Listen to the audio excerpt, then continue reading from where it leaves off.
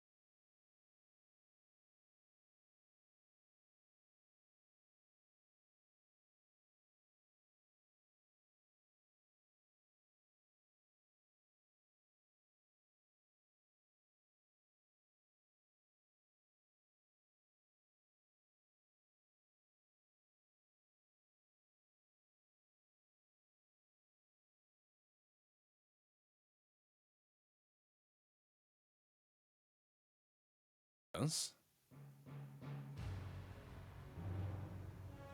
Oh, now I can hear myself. Oh, still, there we go. Yep, don't worry about it. Look, OBS. Gotta love it's OBS. so I guess we have to do the intro again. Well, yeah, so I'm the deputy, and this is Mr. Tex. He's having a migraine, he's not feeling real great. So we're gonna do a comfy MGS stream. That I had a migraine so bad last night that I woke up swallowing tooth dust from grinding my teeth together. And I hate Deputy that is like, taste. oh, it's horrible. And Deputy is like, you know what? Buddy, I know you're not feeling great, so let's bring Kojima into this, and you know what? My pain is lessened, and this is what friendship is for. It Everything is the hurts. best game. I mean, if we had already worked through this and we're going into 5 or something, I'd be like, let's hold off. Yeah, you would have said, like, Tex, you can't take it. But this is 3, and 3 is very good. Ugh. Yeah, we'll see if the emulator plays nice for us. I should have it dialed in. It's twitchy, though. It turns out that none of these games are optimized very, very well. They are all set to run at 60 FPS exactly, despite the fact the PS2 and PS3 both had issues maintaining that frame rate. Yeah, yeah. Your last attempt at playthrough of this in the corrected frame rate resulted in the final chase of you sitting around just staring as nothing happened for minutes.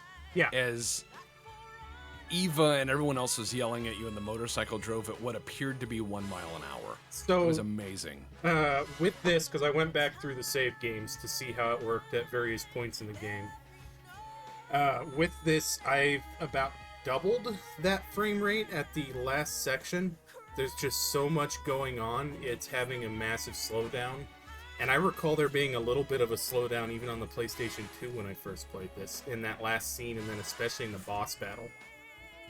I just can't wait till we start getting into all of the things of why is this gun here at this point in time. Yeah. Well, I was hoping to be able to finish that boss battle so that I could go New Game Plus for this, but not going to happen.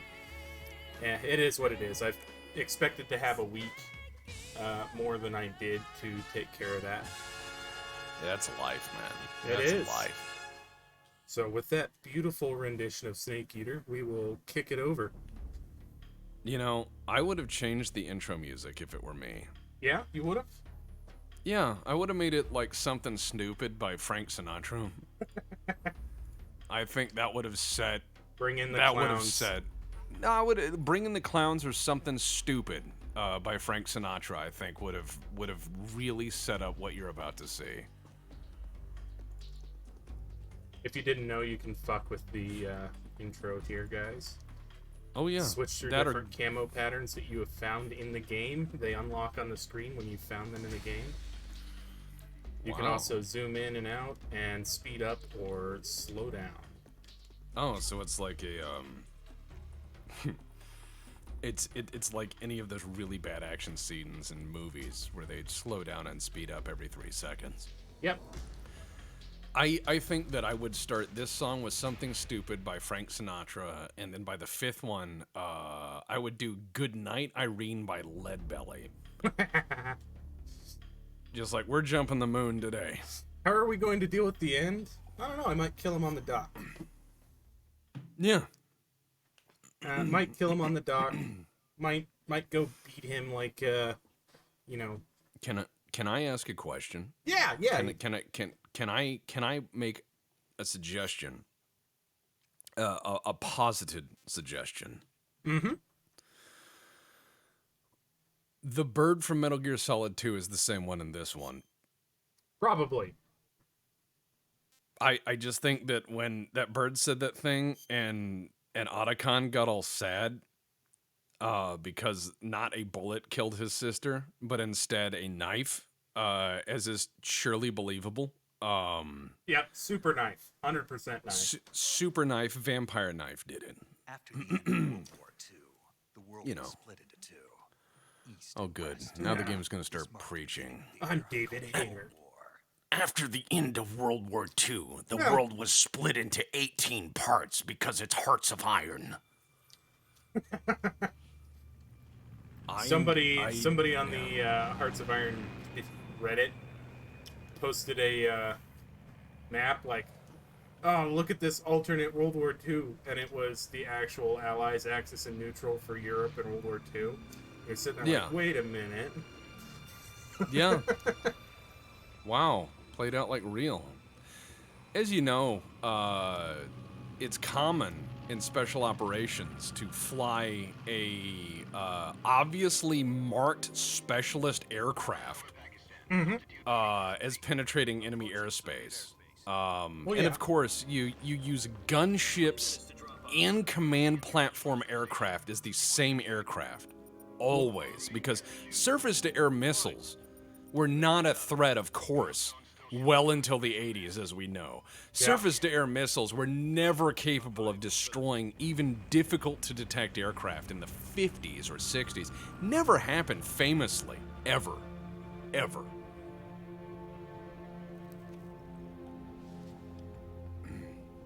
Put out that cigar. What does that fucking exhaust pipe lead to? You know, it's probably the guy's still. I'm just saying, it's probably the guy's still. Who knows? Does this panty waste know what he's doing? Yeah, you know, I know that I flying noticed that the aircraft registration number for this aircraft is all balls 5. 0. Yeah, balls 5. That's what that is. That would be, again, why.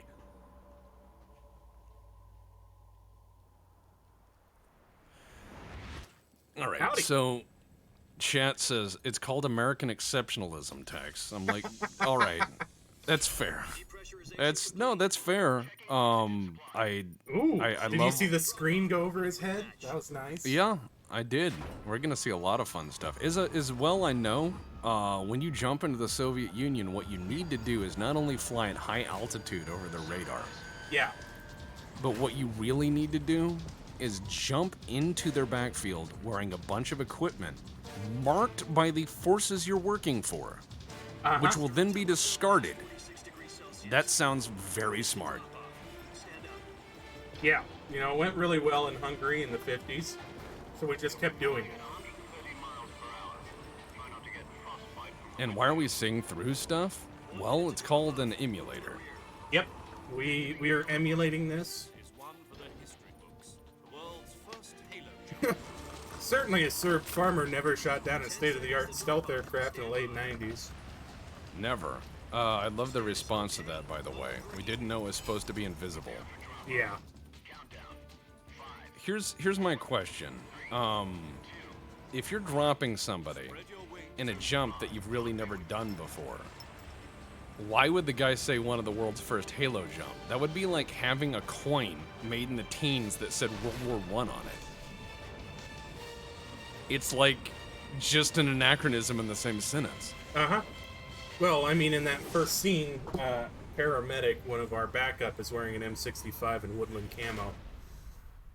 Right. This is 1964. The M65 Now- is called that because it's the design made in 1965. 1965. Right. And here's the other thing, is that notice it says directed by. Uh-huh. Directed by. Just saying. You can't do that. The U.S. Air Force. So he's saying, yeah, we'll be officially organized into a unit pending this operation. Yeah. I'm sorry, but what? Is front flipping during a Halo jump into a tumble a good idea? I mean, cheese Yeah. and stuff? Well, yeah, I mean, you ever see the Luftwaffe guys do their jumps? They, like, swan dive out of the aircraft. It's actually kind of graceful. Meanwhile, when my grandfather was, trying to be a paratrooper, he got caught up and just banged down the side of the C-47, leaving dents. Yep. It's kind of hard. It's kind of hard to jump out of an airplane.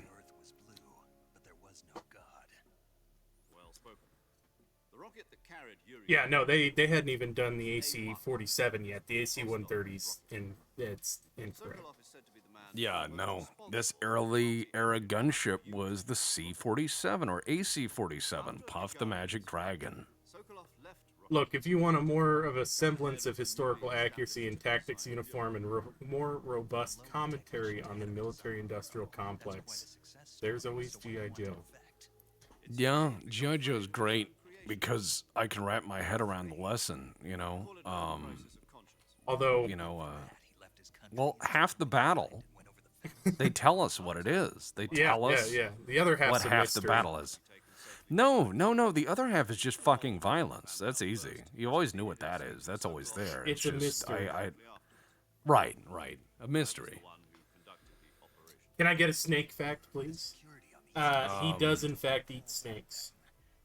He does. Yeah, I was gonna say the New Yorkers bite more people than snakes do. There's a snake fact. Yeah, yep. I had somebody tell me that. I don't know if it's true. But, I know they mean, bite more people than sharks, because it was like 15 or 17,000 bites a year. Yeah, I mean, that makes sense. The Cuban Missile Crisis. October the 16th, 1962. wow. Snork says, common misconception. Did you know that snakes, in fact, don't have legs? The ones who do have legs are called lizards and are actually a completely different kind of creature. Hey now, I just watched a video of somebody that gave a snake robot legs, so snakes can have legs now.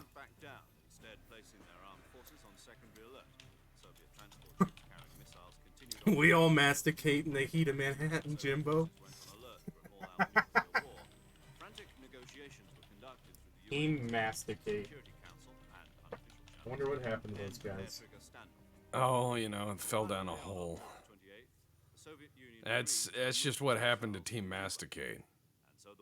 Yeah. I mean, I wished it had gone a different way, but it is Delta Green. So clearly, they brought Snake out of Austin Powers style cryostasis since they have to catch him up on everything that happened in the last 30 years. I love that they're sitting there talking about IRBMs and everything else, and they're like, they're obsolete, and I'm like, this is 63? The Jupiter's No long one in the tooth, but yeah. Yeah, like They it's still go home. Yeah, exactly. It's like, sure. Pulled out of Cuba just to get their hands on Sokolov? That's right. What the hell was he working on? At the time, we had no idea. We were running out of time. It's either give up Sokolov or risk full-scale nuclear war. We're out of time. Were you out of touch as well? Oh god, I just love how they just show really greasy fucking notes. Uh-huh. You know, they show greasy fucking notes like napkins and shit. Kept on screaming to save me until he disappeared from my sight. Yep. Yeah, I mean, I find that when it comes down to Metal Gear, there is a certain amount that doesn't need to be said ever in any plot whatsoever, ever, for any reason. And Kojima will make sure you're there. Every spoon will be jammed into your mouth hole, one shovel at a time. Same technology. I guess you're right. We don't know the details, but it appears to be a new kind of nuclear device. For half a year now, the Soviets have been... A new type of nuclear device. Stretch. A new type. Stretch? I can barely move. Napkins. All right, the I'm height moving. of spycraft. I'm moving. It hurt. Get on near. I'm All right. moving. Who votes to skip the PowerPoint? Okay, so wait a question. Wait a tick. They just showed us where this is. Yeah. They moved him there just... Notably Okay, a so- jungle region of Notably, Soviet Union. Siberia. Yeah, so Siberia has a tropical Vietnamese jungle. Uh-huh. This is our last chance. Sokolov... Why does he have a digital heads-up display to describe all this? This was still pen and paper time. It was pen and paper for another 30 years. Maybe they're doing that on a acetate overlay and they're just flipping back and forth. Oh yeah, if they're doing an acetate overlay, I think it's great that they also have little individual acetate overlays that are transparent that they can lay over it and then fill in, you know, data. And my God, Yeah, that's the way I would do that. I think that's the way that Aliens did a lot of their digital, actually, because it was easier to do that than actually. oh of course, yeah. In the Soviet mountains, ensure the safety of Sokolov and bring him back to the west. Again, let's So- use shortwave and broadcast down to the ground. Uh-huh. Yep. Sokolov back before that weapon is complete. We'll be facing a So if you've never played this game, it lets you go into first-person mode during cutscenes sometimes. This is one of the few times that they use that skill to do something other than looking at tits or ass. That's what I don't get, is like, it's in-game is a cool idea to look around and explore a scene, but director Kojima has insisted that nearly every application is like Googling women. Now, I don't want to tell this to Kojima. I don't want to be the guy to tell him this. Take it easy. It's been combat... But I'm gonna say this. If you want to see him, sir, You think Sokolov is up to it? don't stare. The shock will be less than If they wish to tripping show balls. them to What's you. in this air Yeah. tank? 500 pounds. Oh, God. So you're planning on going over the border in a single combat talent? She's equipped with two 6-barrel 20mm Vulcan cannons, as well as two. Yeah, Oh, pointing cool. out the side. Yeah, 40mm guns and 20mm guns, that'll stop an SA-2 no problem. The reserve tank we're facing No a problem. time limit. That'll stop anything coming to that aircraft from the ground. You know, just 20mm guns will stop anything. Just no problem. Fuck, a Yak problem. 9 will knock that aircraft out of the air. Lack of gas will knock that aircraft out of the air. A single anti-aircraft gun would knock that aircraft out of the air. Well, It is I'm flying. certain that the skin is made of, JP8 because he said he's got 4 hours of loiter time. Not only that, I'm just gonna say this. He is using the cover of Noon to make his approach. I mean, when your radar track can go out and be confirmed by a guy with a telescope. This is why you don't jump into the jungle. Yeah. We Avoid trees. We disbanded the Paramarines for a reason, because it was a really dumb idea. Hearts of Iron tells me that I should leave people everywhere.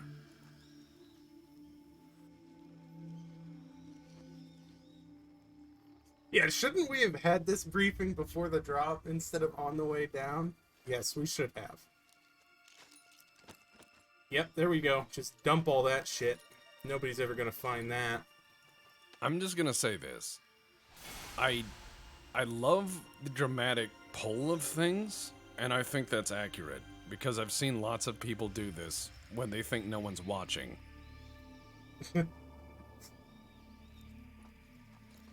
I do shit like that when I'm really angry. Well, sure, everyone does. Alright, so right around now, those two little clips at his groin, he should be undoing those and taping the bottom straps back up, because that's a stabo rig. It's really, really Yeah. stiff parachute material, and it's going to rub through his legs to his thigh bone if he doesn't. Don't worry about it. He knows what he's doing. He's very powerful. I've worn a stabo rig. They're awful. Don't I- worry. He has an expert who is a military expert. A military expert. Survival training. I'm glad to hear that. I don't know if I'd ever order one in a restaurant, but It's a unique approach, the panic info dump as you fall in. what should I call it? Let's see. I'll be. Paramarines? No, Paramarines were Marines who were parachute trained in World War II because the Marines wanted parachute troops as well. And then they realized that they were Trace of your presence. attacking islands that were typically covered in jungle megaflora, and they were unable to have any real landing zones for those paratroops that weren't already turned into airfields by the Japanese. Now I see. It turns out that you don't want to drop paratroops onto an active airfield with AA defenses. No, there's a good reason for that. I'll tell you later. When Yeah, he could have done the 3-point hero landing. Getting back to the subject, how exactly am I supposed to feed myself? You've been issued a knife and a He could have done a lot of things, them to hunt for food. but he didn't. The Red Baron himself said hide in the sun. About the fact He also died in a plane crash. tree on the way Yeah. down. You know, it's funny. Oh, yeah, it's guy a who traditional says- Russian siesta around noon.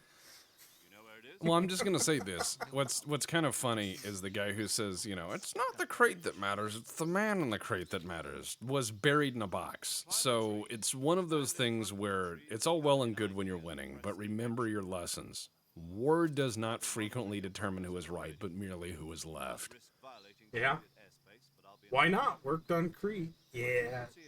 Someday we'll get into what happened on Crete. That's an interesting thing to pick apart. Yeah, on the latest podcast, we talked about the death of ships and ham and traitors, and we broke. I got my boss on the podcast so we could discuss explosives and stuff for real, and we thankfully had deputy to modestly redact it, humorously enough.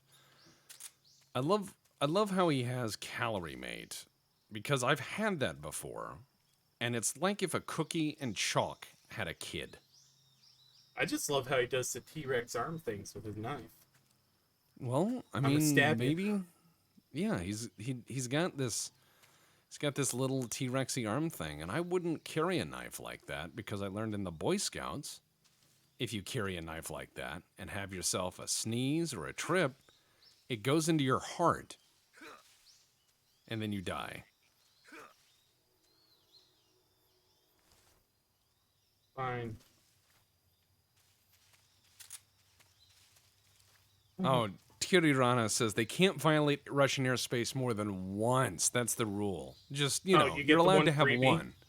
Yeah. That's why they let it happen. They're like, okay, this is your one, but we're writing it down.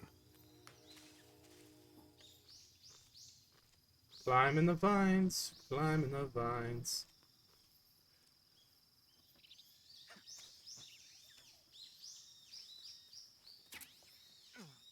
There we go. There's all my shit. You had to get your military fanny pack. Yeah. Comrade Tom Badilov's treason hand. I see you've retrieved Pretty your much. backpack, Snake. Calorie made is like eating flavored compacted sand. Yeah, but they Correct. paid a lot to get put in this game, so he's going to pretend it's really good. It's his favorite thing to eat, actually, of everything. Except, I think, one of the birds. Press the enter button. Probably the parrot. For other equipped items, just do the same He's thing like, from item. he's like, Otacon, I can't stop shitting. All I do is eat calorie made. Survival is fundamental. Yeah, no, so After you've been out in the where they marked on the map, the closest friendly airbase to that is going to probably be out of Alaska, one of the air defense air bases right on the edge. heal as smooth Yeah, and even then, on your stamina, so you Even then, it's going to be fly there, drop him off, fly back, tell him in 3 hours when we've refueled, we'll take off again. it's not only that, it's you have to fly across Kamchatka Uh-huh. and a bunch of other stuff. Notably empty, area.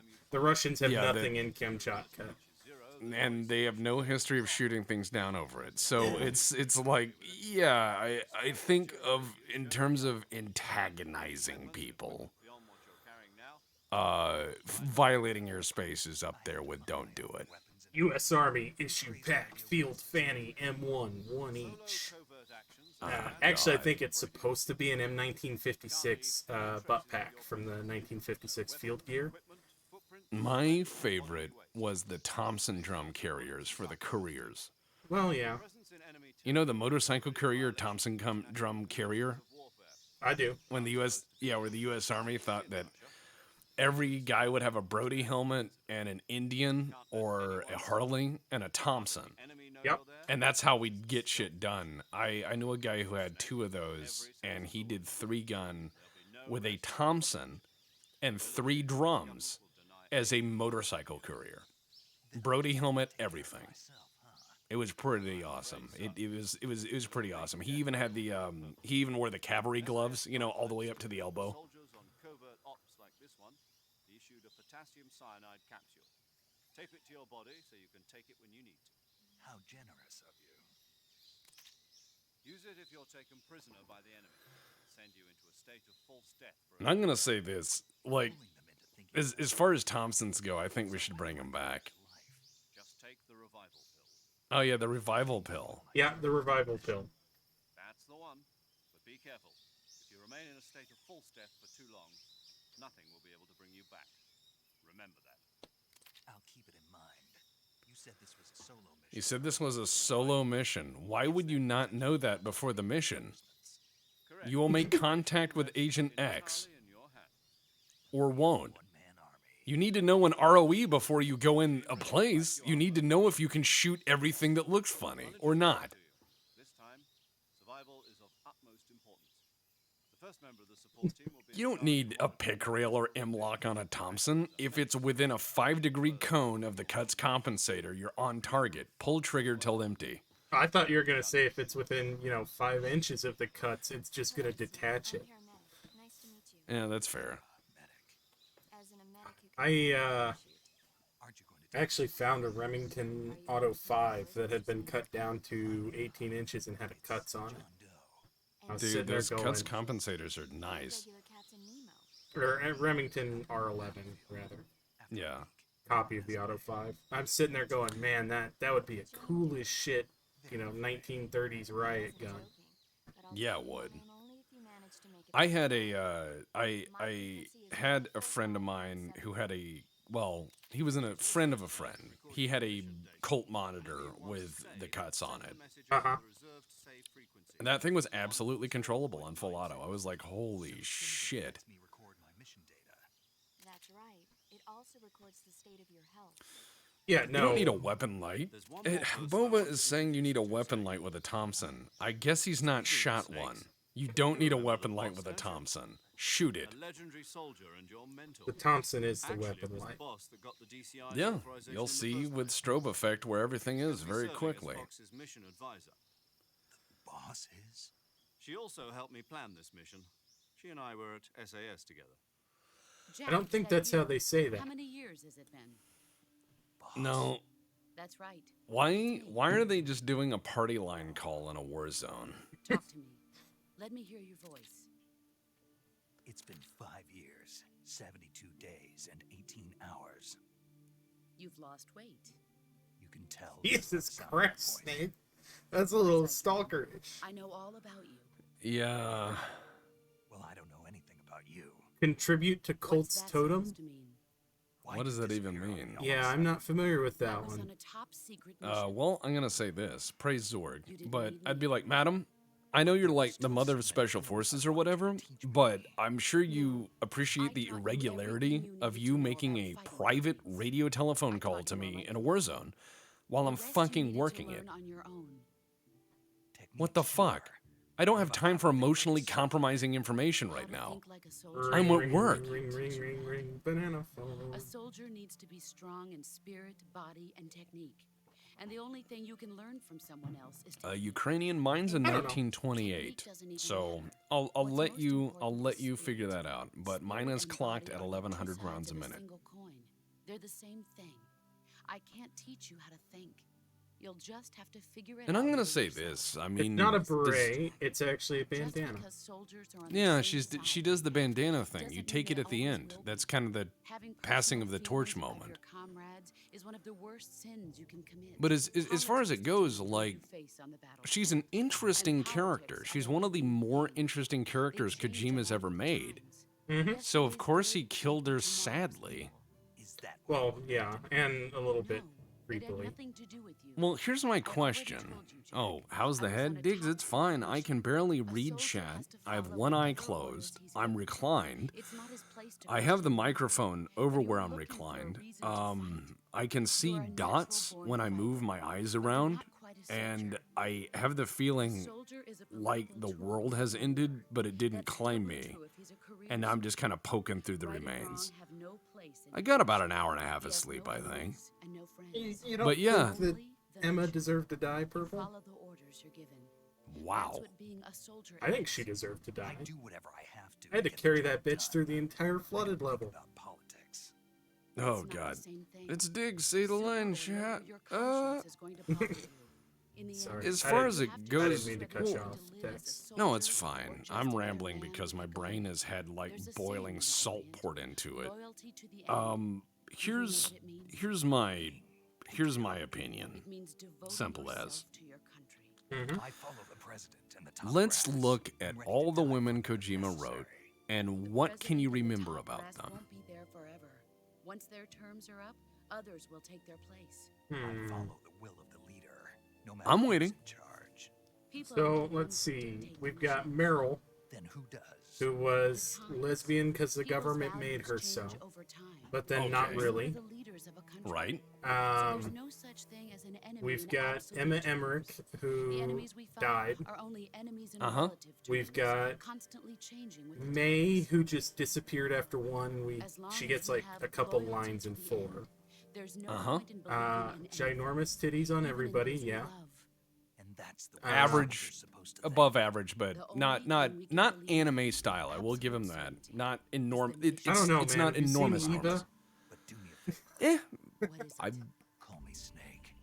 again like Oh, right. decent, but Call not me like Snake. oh my god, Fits you anime well. Yeah. ridiculous proportions. Rose, Like, who which- may or may not be a digital construct. Snake, the Cobra unit. She's as real as most people's concepts of women are who watch Kojima games. Well, yes. Isn't that right, Snake? I think Holy that shit. would be unintentional artistry in that touch. She is Raiden's anime waifu. God damn it. Pretty much. It is a fictionalized, idealized version of something that is not real. Yeah. You've got Quiet in 5, which is Quiet in 5. Yep. And then, yeah, the bad guys in 4, who are all very interesting concepts on how to deal with the mental trauma of growing up or experiencing something very traumatic, but at the same time, the most one-dimensional take on those that you could have. Well, like, I'm a person with a lot of fucking trauma and PTSD, as you know, but there's more to me than one dimension.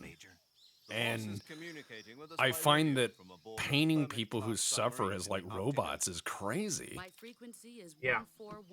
And that's Kojima's way. He's like, oh, yeah, blink, bloop. All right, so if we expose people to trauma, it makes them these characters. I'm like, no, in fact, it doesn't, actually.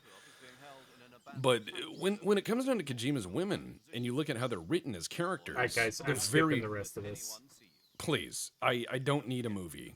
I'm going to get a movie anyways. We're going to get more movies as we go along. But it's like, if you look at them, you have Meryl, who we discussed in Metal Gear Solid 1, was just this really weird character that had a dozen different ideas, and then none of them were executed well.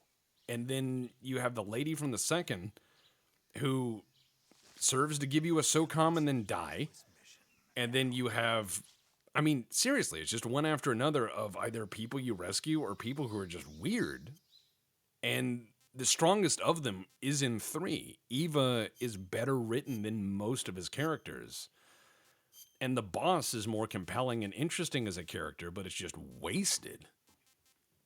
Yeah.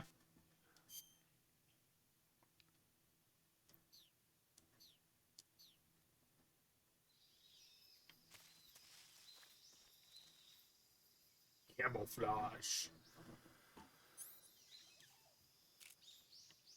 But as far as it goes with, you know, well, one, I love the fact that you can carry all of your camouflage at once. Oh yeah, it's all just and- in that butt pack. Yeah, you reach in your bag, your little fanny pack, and you've got 800 rolled up, ready to go camouflages in your no. size.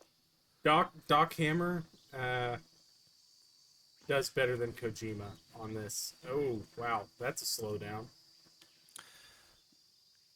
As far as it goes with the nature of Metal Gear Solid 3, this is the strongest game there is. This is the strongest game there is. But it's still very weird. Yeah.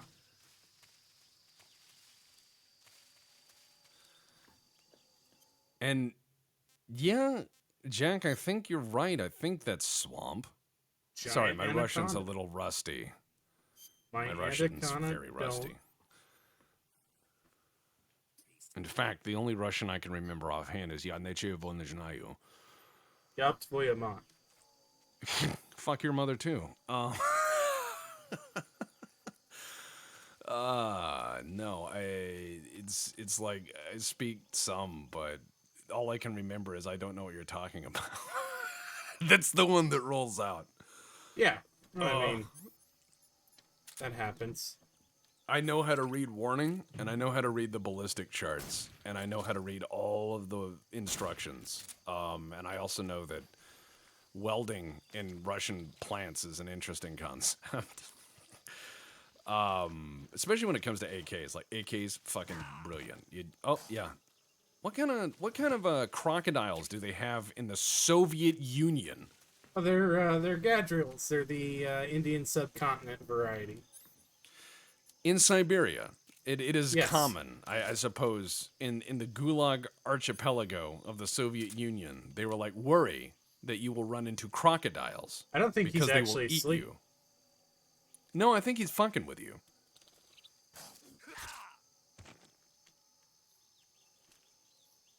No, Jack. Goat's got an ability to just polyglot languages. He has an ear for it. He can just learn it and go. My neuroplasticity is not that good. I speak a few phrases of almost anything, and it's usually enough to get away from the cops. It's not clever or conversational. Jesus Christ. This is painful.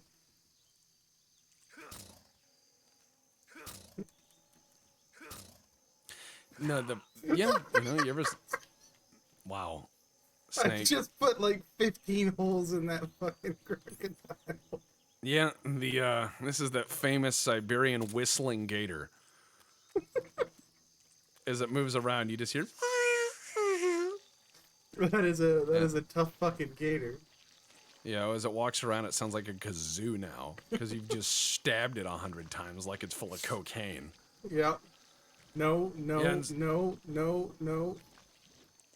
In Yep. Soviet Russia, crocodile stabs you. It wouldn't let me climb back. Well, this is what happens when you drop people in the jungle and then distract them until it starts to get dark out on the fucking radio. Yeah. Here's what You know I that would do. singing mounted fish? That was the gator. Ugh. Oh yeah, Crispy Kraut says the gators aren't accurate. They aren't wearing Ushankas. That's right. The Russian gators are notably cold acclimatized. Yeah. Well, he's that gator's going to be whistling the Soviet anthem.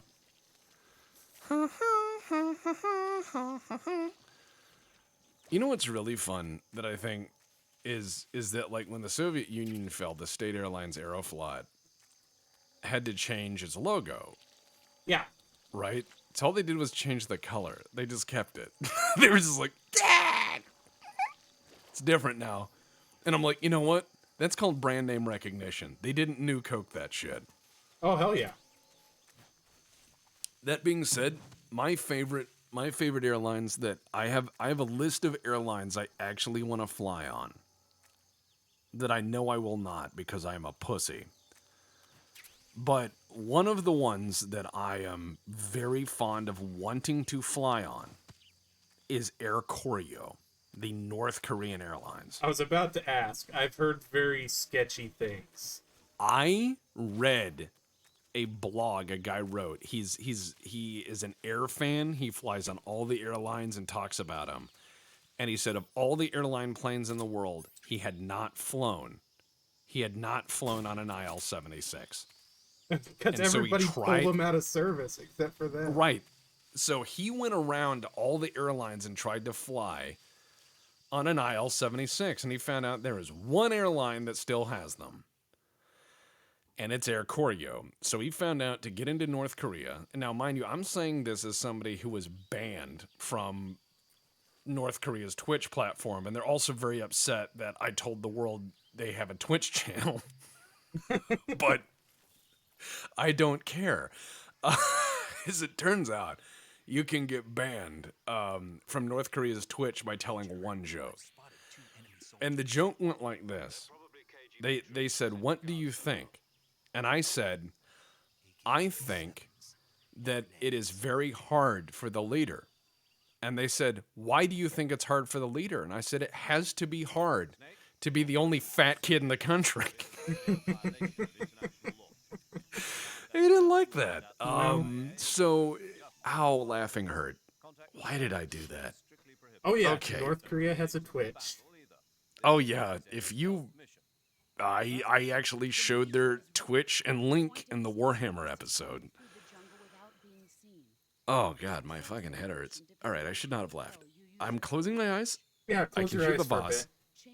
Yeah, no, I'm all right. So, She's here's telling the me thing. how to change clothes. Water break. That's great. That's exactly what you want in a boss. So, I'm sitting there, and I'm reading this Is thing this on Air workplace Koryo. sexual harassment? Oh, God, it is. And she's just like, if you did more squats, you'd look better in those pants. No. What happened? For people in chat, I had a horrific migraine last night to the point where like just twitching in pain. To the point where I was like grinding my teeth to where I can taste tooth dust. It was bad. So I'm in the post-dural phase of it where my brain and eyes and hearing aren't working very well. And Deputy decided to make my recovery all the better by introducing me to some Metal Gear and Solid. Metal Gear. The best of the series. Yes. And but as far as it goes with like the notion of writing a better bad guy or a better anything, like it literally a better anything. The first step is just Price cockbag. nice. But as far as when it comes down to the notion of writing like competent women or anything, I would tell Kojima to assign gender at the very last minute. Yeah, do the fucking alien thing if you are in doubt. Exactly. Write a character, assign gender at the end. Exactly. It's that notion of like write all your characters out and then just cast people based on personality, and then you will have a lot more competent characters than going, this is a girl. Well, what's her most redeeming quality? Boobies. And you're like, again, Kojima, if you want to see them, don't talk about them all the time. It doesn't work. God, I shot him in the fucking eye. Like he's gonna be Eye Patch Ivan now.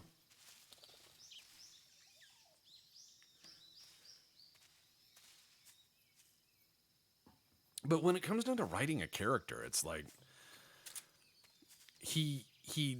well, it's just weird. It's alien, and I'm not sure if it's just his style of writing or if he's trying to convey something and just it's not landing. Because with a lot of stuff, it just lands flat. I'm autistic and fucking weird, and I nitpick stuff, and I haven't even started talking about the fucking guns.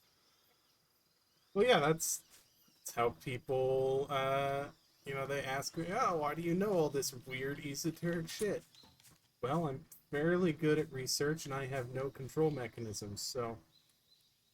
Yeah, it's just one of those things where I'm sitting there, like, as we said in the last podcast, like, I work at a think tank. I talk about weapons all day. This is shooting fish in a barrel. Now, what do you want? Do you think that I should just treat chat to just random things about guns before the guy on the radio can act like DARPA would know? We'll wait until we get the guns, but yeah, let's talk about the guns as we get the guns. All right. Well, the Mark 22 Hush Puppy. So it's a Smith & Wesson Model 39. It is essentially the Army ditched. Looked into what it would take to produce one of these. It's doable. But the Smith & Wesson Model 39, the U.S. Army didn't want it. They're really good guns. They're just not made for big hands. The 59 is. That's the one you know from the 80s. That's the chromed out generic 80s looking gun. Smith & Wesson Model 59. Yeah. Or the, in U.S. Marshals, he had one. Yeah, exactly. So there's also the ASP and a few other things that are derivatives of the 39. I'm not going to get into that because that's a small gunsmith making a handful of guns for the CIA. But the Mark 21 Hush Puppy, the Mark Model, Mark 22. brain fart. Sorry, no, S&W Mod 39, Mark 22 Mod 0. That's the full. So basically what you do is you have the Naval Ordnance Laboratory, and they bought a bunch of Model 39s, and then they removed the guts from them, essentially. The idea is it was a gun you could use to eliminate sentries and dogs, and it was got its name from the Southern Fried Snack. That's like Hush Puppies. But as far as it goes, it was attached with the Mark III suppressor. It had a long barrel with threads for it. It also had a shoulder stock and a specialist holster, and it used 158 grain ammunition made for it, designed to be subsonic. The other thing is that the most interesting thing you'll see about a real Mark 22 Mod 0 is that they have fitted essentially a slide lock to the gun, which means when you pull the trigger, the slide don't go anywhere. You have to manually cycle it. And the reason is because the gun is that quiet. The movement of the slide makes it louder. Never mass produced, though, and replaced with the Mark 23, aka the SOCOM. So there you go. Hush Puppy. You can see on there's the yeah, left you can see side the there slide the lock. slide lock. Yeah, the slide lock is just a nut put in. It's like a castle nut, and it automatically just bumps it right back up. So yeah, it's a pretty hard lever. You put bigger sights and everything else on it, but underneath that, Smith & Wesson Model 39. Very, very crude little modification. All It's told. it's yeah, they were not that mass produced. Same with the ASP. The ASP was made out of the 39 for the CIA in small numbers, and those were really well made. I've shot a few ASPs. They're really nice. They were designed to be like an agency standard pocket carry gun for overseas use, and the ASP is really nice. You can spot an ASP by not only the gutter snipe sights, which are really cool. That's where you remove the sights and mill into the top a kind of sight by removing materials. So it's just quick look up. There's nothing to get snagged on. Just pull out of a pocket, and they've done some dehorning for carry. The other thing they do is clear plastic like Lexan side panels for the grip. That was really early. And the reason they did that was not aesthetics, but so you could look in your hand and say how many rounds you had very quickly. It was just designed to be a fallback gun that was 1,000% reliable. I wish you well with your cock and ball torture, Aloe. So looking at equipment that we got here, this is a very, very classic Soviet-Afghan war equipment for this Russian guy, with the exception of this radio, which I believe is completely fictional. Well, here's the thing that I think is crazy is he's got a lot of the Afghan shit, including what I believe is it's the next generation after the SH-35 chest rig. Yeah, the yeah. successive chest rig. So that's a 6B2 or a 6B3. I believe it's a 6B2 body armor with the chest rig over top of it, which was very common in Afghanistan, especially with VDV. This is a 80s grenade pouch right here next to his bayonet.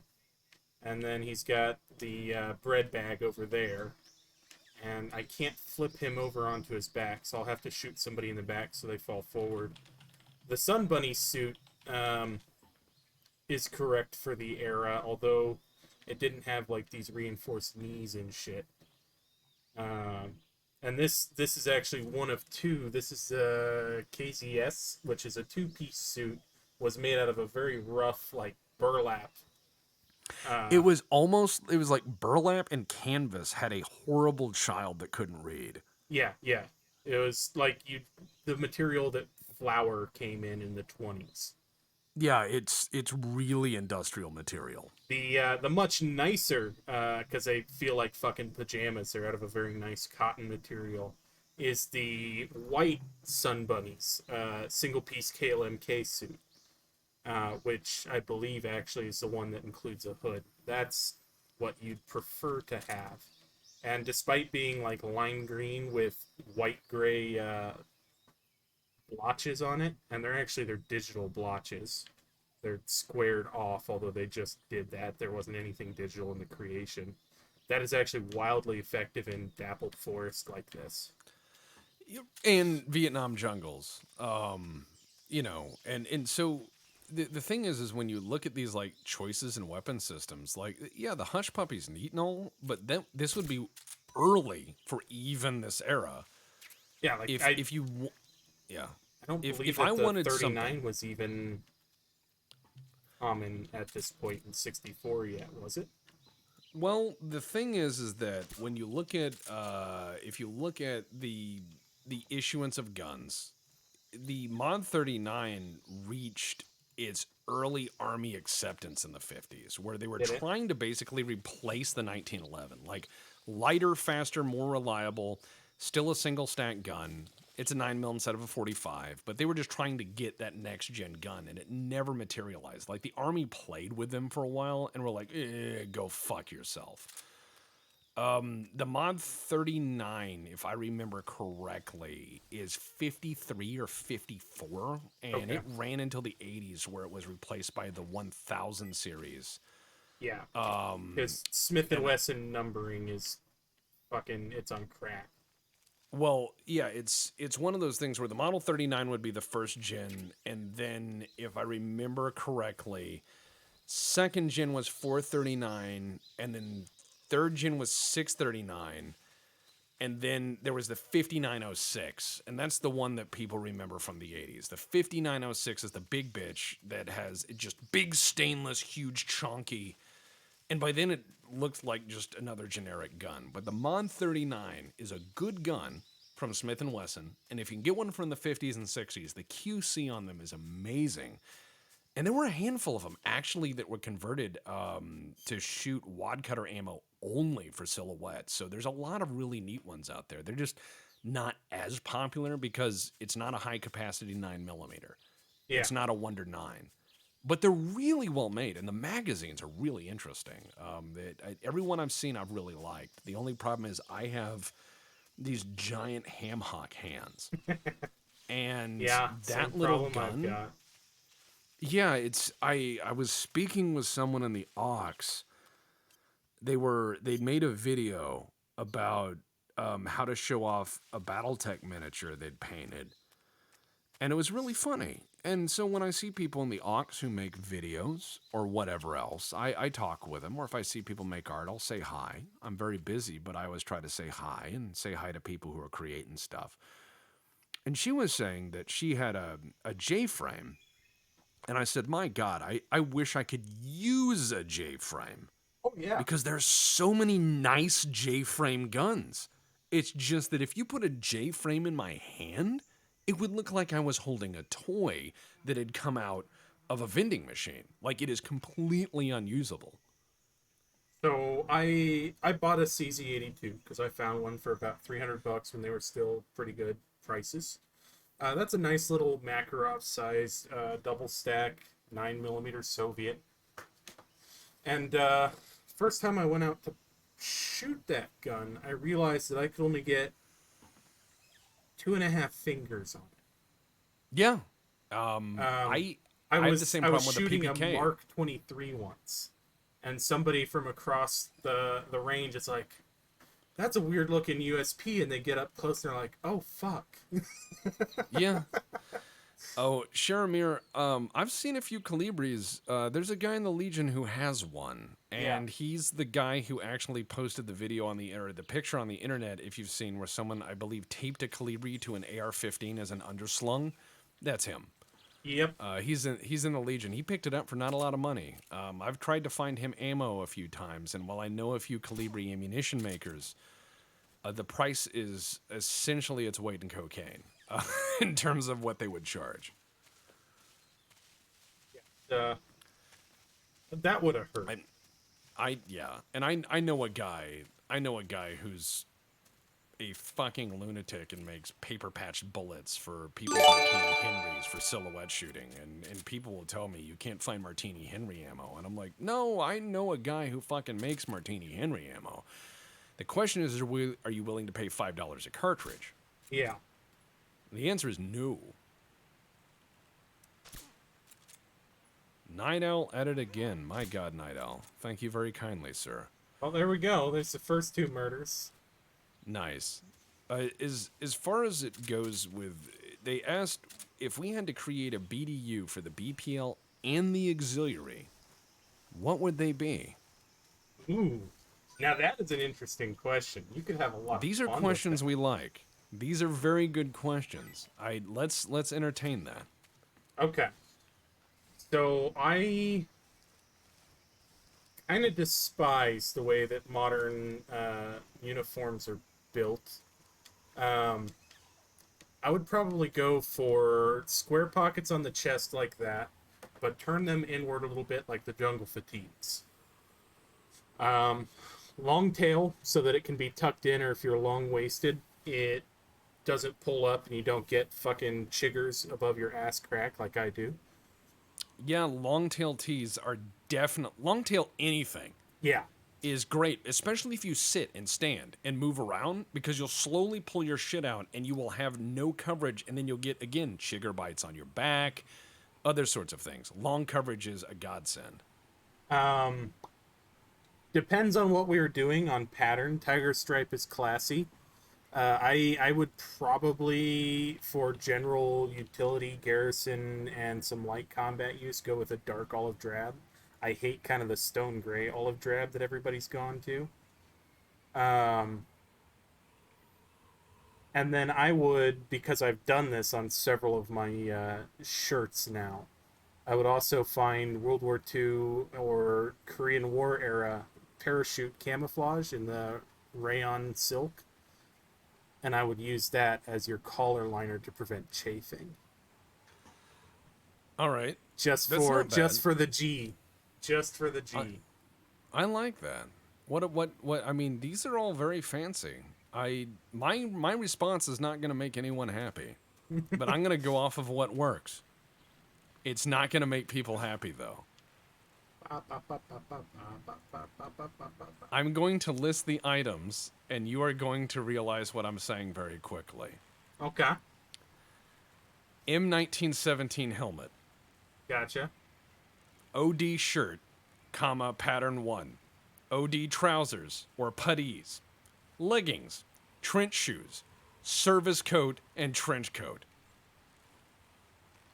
Okay. So that is your ideal? You've never worn anything better? I like the doughboy uniform because 1, a Brody helmet allows you to take a nap. 2, it prevents artillery from killing you. 3, it is a serviceable soup bowl with a drip corner. 4, it's all heavyweight wool and the drip is good.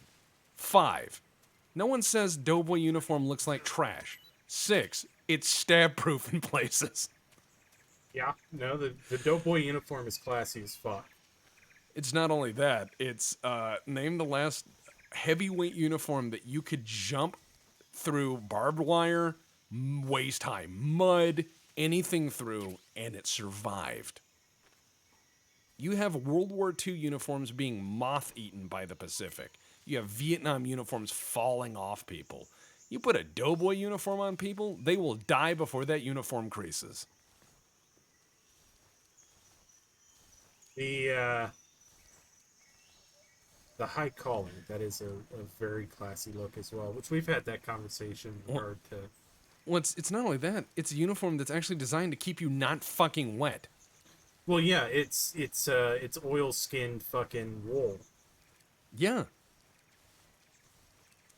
Exactly. Which, if you goodbye, sweet prince.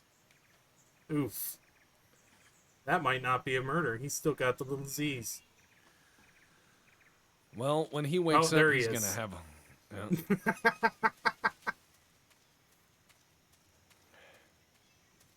You give me non-lethal weapons at this stage, like it's gonna stop me from killing people. As far as I made my own uniform. Oh, I love this. How they just have hidden this down here for no reason. All right, got to get my reps in. Oh yeah.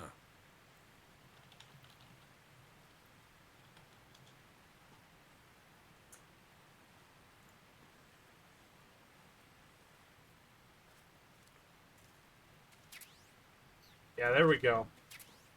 XM16E1. Yeah.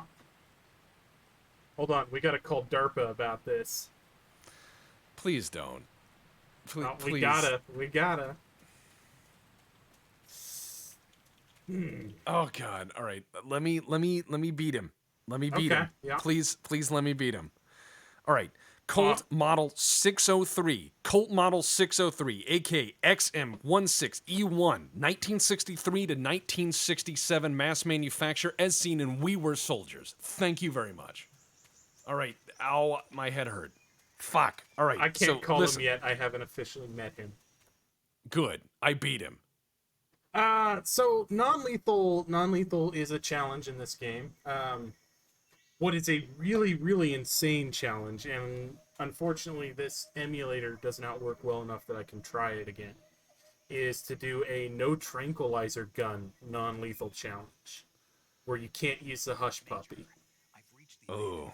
So you wind up like spin kicking people from wherever you're at and doing a lot of sneaking around. Water break. Yeah, I've been drinking water, believe me. But yeah, the XM16E1. Oh, we're gonna kill them oh. all. They serve the Oh, yeah. godless communist heathens. Well, I mean, you know, this is the Cold War, and hey, it's war.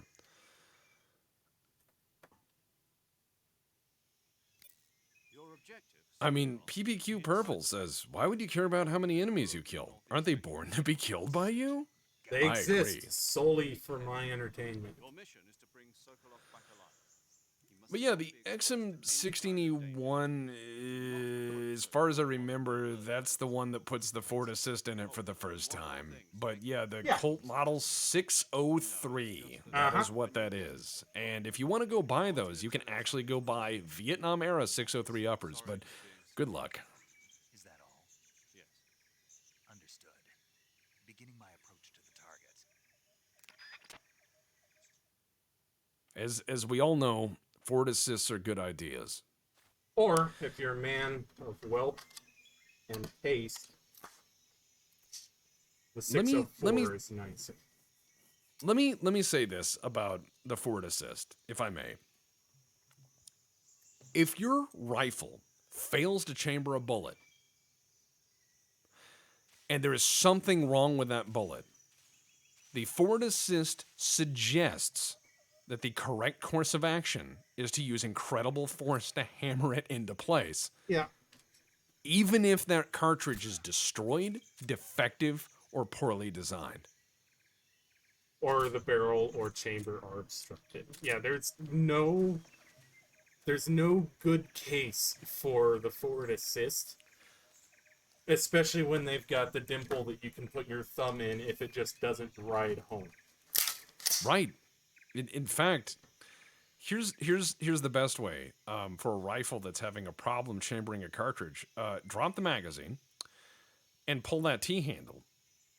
And as soon as that bad bullet's out of there, you slap the new one in, you drop your bolt release, and guess what? Rock and roll. Tap, rack, bang.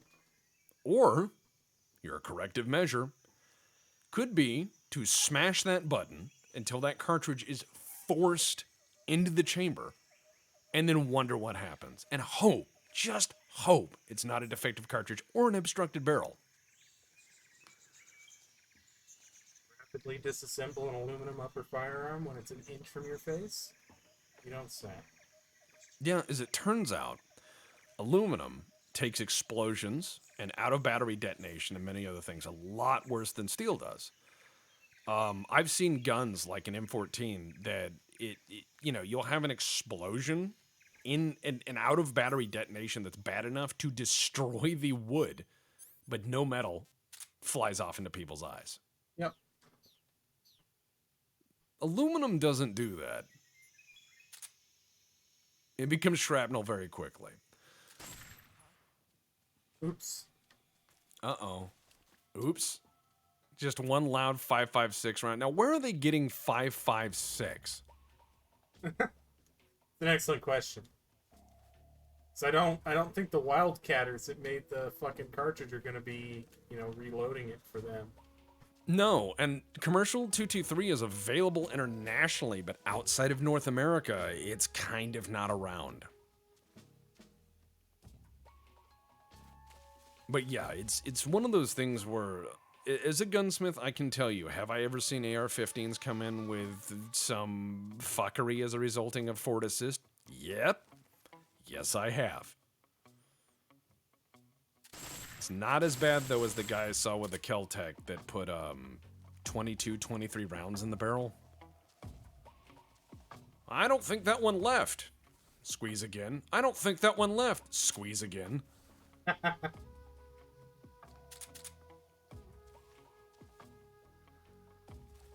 I guess they No, don't my care favorite- enough about gunfire to come check on them.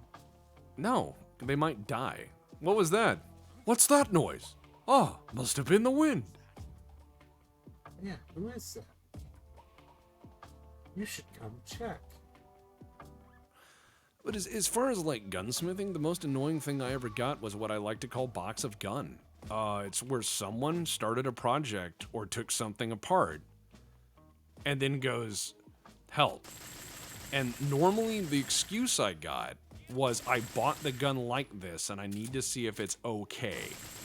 Yeah. And I went like, yeah, no, I know you started this project. I can see in your eyes you are guilty. Now, if someone comes to me and says, dude, I started this and I have no idea what the fuck I'm doing, I'll help them all day. But the pretend thing, I won't. I'll be like, well, I'll get to it. But if someone's like, I started this and I'm scared, I'll be like, well, let's learn together. Hold on, I gotta change my clothes. Of course. And I saw you picked up the Ithaca Model 37. I did. Which was designed by John Moses Browning. It's one of his designs. The John Moses Browning was then this guy who made all these guns. But this was originally, believe it or not, the Ithaca Model 37 did not start life as the Ithaca Model 37. It started life as the Remington Model 17. Most ridiculous fucking uniform. Oh, yeah. It's for standing in front of brick walls.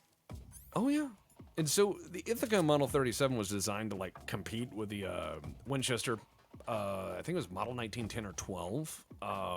And it's basically trying to use the Model 17 and making some modifications to make it basically cost-saving as possible. And so when the patents were about to expire, they dumped it out as the Ithaca Model 37, and it barely survived the Great Depression, but it saw a lot of good use in World War II. And post-war. They're really, oh yeah, they're really popular as a cop shotgun for a long time. What makes Ithacas cool is they are bottom eject and bottom load, much like the Browning BPS, which is nice. That's ambidextrous, and two, that's all made out of one big chunk of milled steel, which as a receiver goes, with only one opening, e.g. the bottom, very, very tough receivers. So Ithaca Model 37s are like some of the toughest shotguns ever made. And if you get any of the defense models made prior to, I think it was at 76 or 79, they do have slam fire. That being said, I do not consider slam fire a feature. Everyone I know who shoots competitive gun and even 3-gun and people who have been in gunfights with shotguns have told me slam fire doesn't make me faster. In fact, it makes me make mistakes. Yeah. So anyone who's like, oh, you can slam fire it, it's cool. It's like, yes, as we all know, putting your foot to the floor in the car is the best thing to do. Yep, you put your foot to the gas and then you start the engine.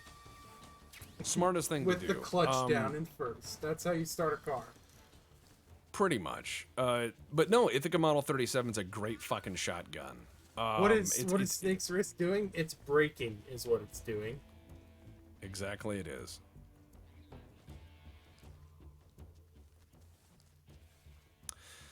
But no, as far as it goes with like various guns in this game, I think they're all hilarious.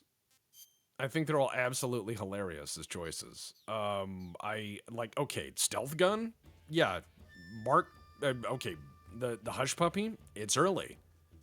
Yeah. However, a crossbow would be reasonable. I know that sounds crazy, OSS shit, but it's reasonable. Exactly. That sounds crazy, but guess what? In World War II, the OSS had a crossbow that could penetrate steel helmets and doors, and it was quiet and collapsible. Stuff like that would actually be good. The Delisle or Delisle carbine, another good choice. Incredibly quiet gun. A lot of choices that they could have made.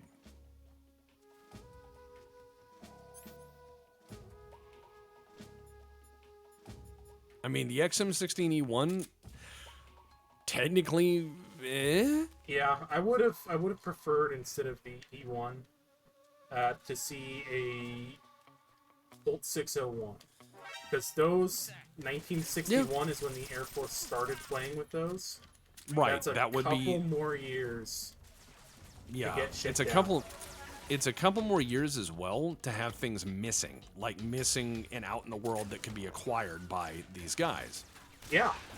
The other thing that weirds me out is that someone did essentially the version of what witness protection does to their shotguns to these things. Oh yeah, dude, the Which Witsec is- shotgun is fucking brutal.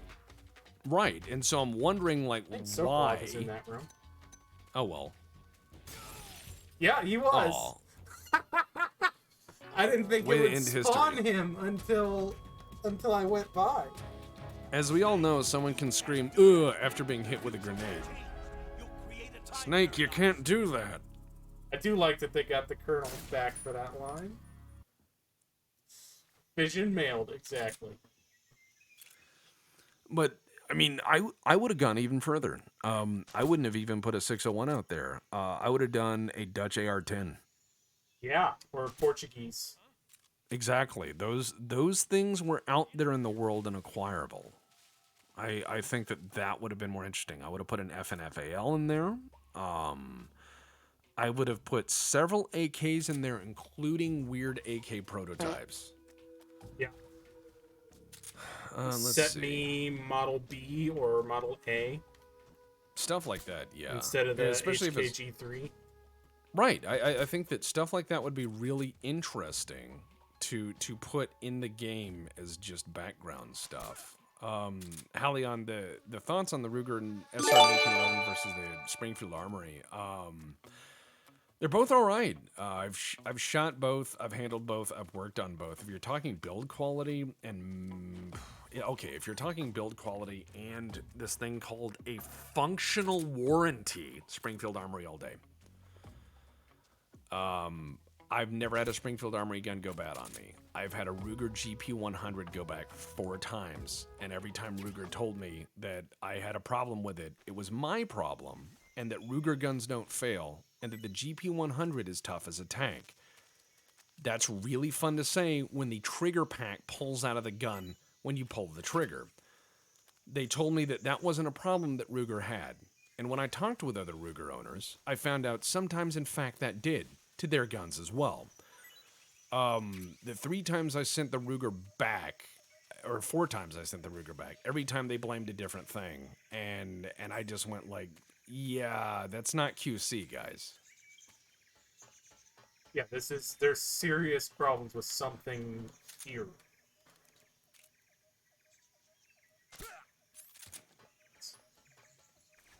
No, I remember that Ruger just gave you so much fucking grief, and you wanted to like that gun so much. I did a lot of work on it. I had to correct, as you remember, a catastrophic revolver cylinder end shake. Like, Yeah. it was catastrophic. And I told them this is too much play. And they were like, oh, that's in spec. And I'm going, no, it's not. Because the cylinder, the little hole doesn't line up with a forcing cone. That's a problem. Yeah, You those don't are need to those are shave- supposed to mate. Right, they should mate, and you don't need to shave bullets as you pull the trigger. And they were just snooty to me on the phone. They were dismissive, like I was making shit up.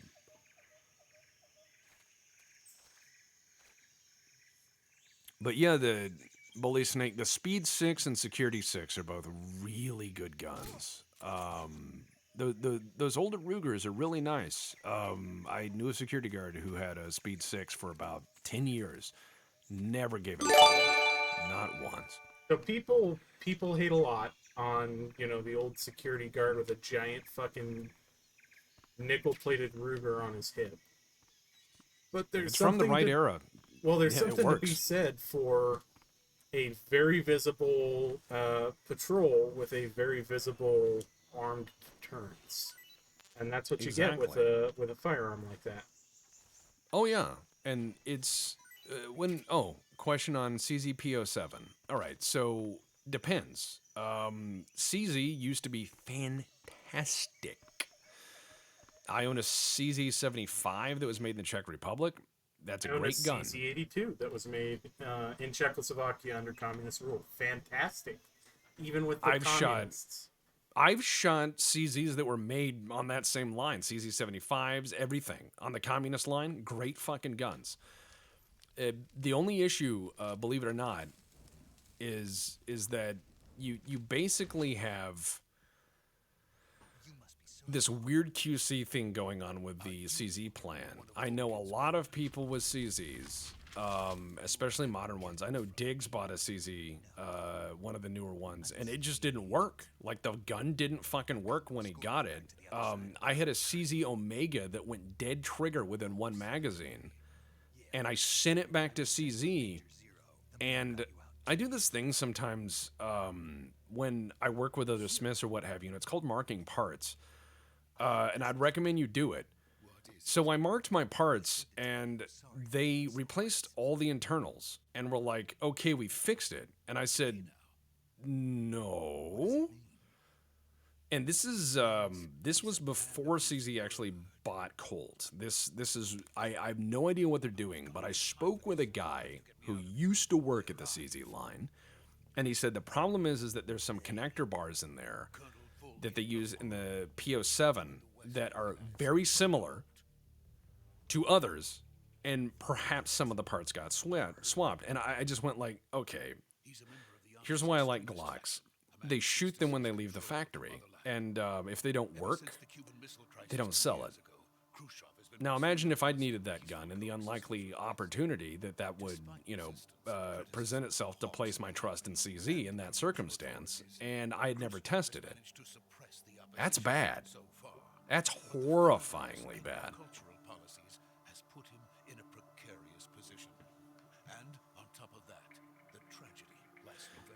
Yeah, and I have a very hard time after having an issue with a gun like that, ever trusting it again. I had to sell it. I had to sell that CZ75, that Omega. I had to sell it. It was just like, this is not reliable. No matter what they did or sent to me in a letter or whatever else and saying, I'm sorry, it's a gun. It's like, it has to be reliable. It's like a car. If you bought a brand new car and you turned the keys when it was at your house and it didn't turn on, that's unacceptable. Especially if it was like the engine is dead. You know what I mean? Like, that is just catastrophic. Yeah. As far as Glocks, though, I fucking love Glocks. I mean, they just work. They're like an appliance. I know you don't like Glocks, but you no, liked mine. I said I didn't want to like Glocks. Because the Gen 3, I'd shot a Gen 2 and a Gen 3. I'd never shot the Gen 1. Didn't feel right. The grip felt fucking anorexic and was angled too steeply. And sitting there like, yeah. And then we went to Glocks 8 months back now. I'm sitting there like, God damn it. And we get these Gen 5s, and they've solved every complaint that I had with Glocks. Yep. And that's Glock for you. It's a fantastic firearm. I know. I've worked on Glocks for many years, and when they got to Gen 5, I said, this is the one to own if you hate Glocks. Yeah. The finger grooves, which never fit me, are gone. The grip angle is corrected. It's about, I think, 2 or 3 degrees less steep. That you can change the backstrap. You can change the backstrap. Yep. Yep. Just clip on, easy to go. The extended beaver tail that came with it and the extended palm swell, both of those just fit my hand like a glove. Oh, yeah. And Diago, buying a display gun, yeah, fine. I have no problem 100%. with used guns. Display guns are great deals. Display most anything is a good deal. I know people who've bought guns. Diggs once was looking at a... Well, Diggs was once looking at a gun that was a blim, the quote blemish, and he said you had to sit there with a jeweler's loupe to see it. Uh-huh. And they were like, oh, it's 40% off because it has like one marring part under a tool mark. And you're like, I'm going to make worse marks on that just cleaning it. Yeah, cleaning and holstering it, that's going to wear off or blend in. I did not kill them, did I? No. I don't know. No, I didn't kill anybody. You son of a bitch, fell down. You lied. As far as the SIG M17, I don't know yet. My ruling on things is give it 10 years. Because look at when smartphones came out, right? Look at when smartphones came out. Mm-hmm. When smartphones came out, there were all these people who were like, hey, I got this $1 million thing that lasts 40 minutes if you read the news on it. And they spent a lot of money on it, and they wanted to show how fucking cool it was. But it wasn't cool.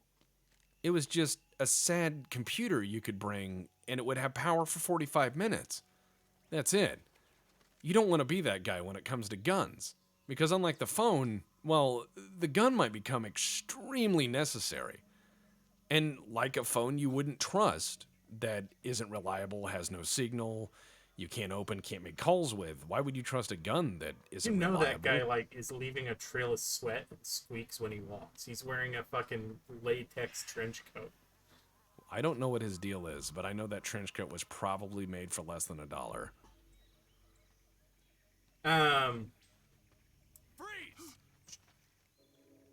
Oh, as far as how if you're having pull to the left on a Glock, that's what I was having on the Gen 3s.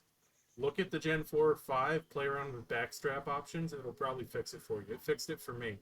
Because my first round was pulling left. I'm a left-handed shooter, so it was kind of peculiar that it was pulling left, not right for me. Every trigger has a different pull. That's another thing. Every trigger has a different pull. I know the HKVP9s, for instance, print low. That's everyone I know has been like, these things print low as shit. And I'm like, it's the trigger. What's a Gru soldier doing here? At the same time, you can compensate for that by doing superimposed sights instead of pumpkin on a post, or you can change your sights out. Well, the ones I got on my carry guns. Yeah, because I have 2 sets of sights. I have sights for target shooting, and then I have carry gun sights. That's major ocelot to you. God, he's such a fucking twink. I don't know what his deal is, but I'm going to tell you this much. That's major ocelot to you. Meow. I'm going to say this much. When a guy wears an ascot into a war zone, he's got to back that up. Yeah, I'm with the KGB guy. What the fuck? All right. I mean, that is a Makarov. You're going to need to drill that guy about 8 times for it to do anything. But, yeah. Through the body armor, even. Like, those are titanium plates. Yeah, you're going to need to shoot them in the face with a Makarov.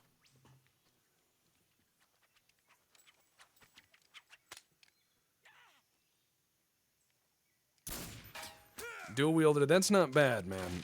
When back in the day, Makarov Marmoset. God. Back in the day in America, you could buy a crate of Mosins, a whole crate for $500. That was a time. So here's the weird thing is I said in the previous movie, Can't say it feels good to kill a comrade. The real story of Metal Gear Solid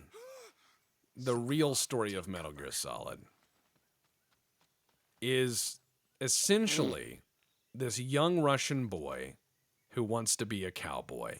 He's not Russian. And the sacrifices, I don't care. I'm making my own story to make more sense because I'm going to pretend that the Russian intelligence services are smart enough to not have this person in them. So here is what what we're going to do is we're going to say that he's a Russian child who wants to grow up and be a cowboy. That's what he wants. He wants to grow up and be a cowboy. So they're like, you will never grow up and be a cowboy. And they say that to him all the time. And he gets shit from his parents. He's like, I'm going to grow up and be cowboy. And they're like, no. And they just beat him down. And so he goes and becomes this state operator, and he's like, I'm going to be a fucking cowboy. And he starts wearing the spurs and shit, and people laugh. And he just starts shooting people, and they're like, all right, he can wear the spurs. And he starts doing the holster stuff and the spinning stuff and the meow cat stuff, because he ran out of cowboy stuff. He hasn't seen a lot of cowboy movies. Also, he's a moron, but he really has belief. But over time, he reinvented himself and he became a cowboy. Yeah. That's the real story. The real story of this. Oh, hey, an AMD 65. Nice. Those aren't around for a little bit. He had a Stoner 63. Nice. Yeah, those are rare as hen's teeth, and they didn't make a lot of them. The Hungarian AMD 65, you know, that's interesting. Why would you have those? They're remarkable for being different, not great. They are certainly different. Yeah, I remember when parts kits for AKs were just cheap, and you could buy them by the ton. And I remember AMD 63s coming over, AMD 65s, and just all, sorry, no, the Romanian one's the MD 63. And I cannot emphasize this enough. Oh. Exactly. Also, he doesn't have the correct That doesn't holster look like for that. 9 Mac. Don't worry about it. Don't worry about that giant cartridge. Metal Gear That is kind of giant Venture fucking Brothers in cartridge. that it's a world of not very smart people working out their feelings via aggressive cosplay. You're Yeah. not wrong. You're not wrong. Yeah. No, that's correct. Metal Gear Solid is like dealing with feelings via a LARP with guns. So I guess it's like Milsim, huh? Yeah. No, Ocelot is a Soviet officer who's a Westaboo, and then in the later games, he's a cowboy who's a Slavaboo. So, Isn't that weird? Yeah. Like, do you think he wanted to return? Do you think that he had fears that his becoming a cowboy destroyed the Soviet Union, so he felt like he had to make up for that? maybe the 10mm round is why it jammed. You're pretty good. Yeah. I don't know what his deal is, but Good. They're like I mean, Spec if I Ops kaiju. if I was in that position and he was standing there and he was like, "You're pretty good," I'd be like, "All right." And then as soon as he passed out, I would proceed to stab him like 800 times. I would shoot him with every tranquilizer round I had. Like, I will Yeah. eventually overdose this man on ketamine. Major, do you read me? I read you. Implying they're going to use ketamine. I've run into a few snags. I mean, this is the 60s. We're after Sokolov too. Apparently, they were taking orders from a GRU colonel named Volgan. Gru Colonel. Part of an internal Soviet power struggle, according to Sokolov. Well, yeah, those did happen, although they usually didn't result in gunfire. Supporters involved. No, I'm hating to tell you this, but you do understand that, like, tranquilizers back in the day, until more recently with pharmacopoeia, it was probably barbiturates. Oh, yeah. Better hurry. Sokolov ran off by himself, but I'll catch up to him. We're counting on you. Just give you a little bit of atropine. Don't worry about it.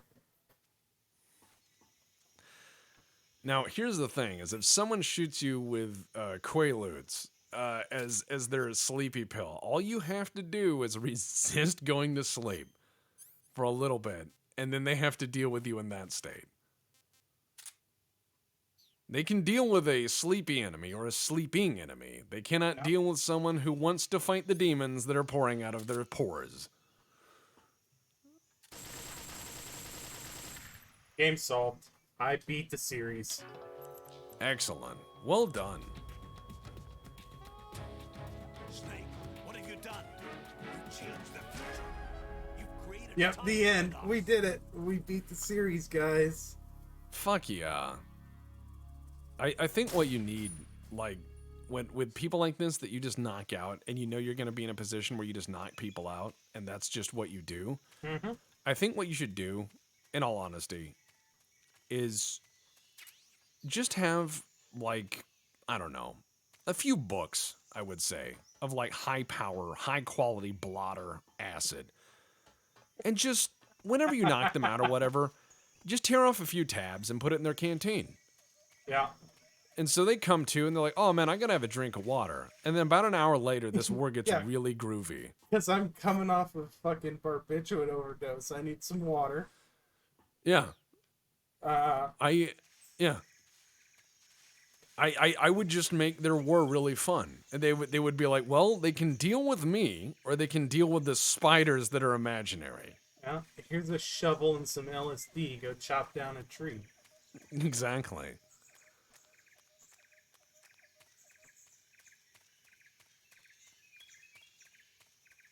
Ba-da-ba-ba.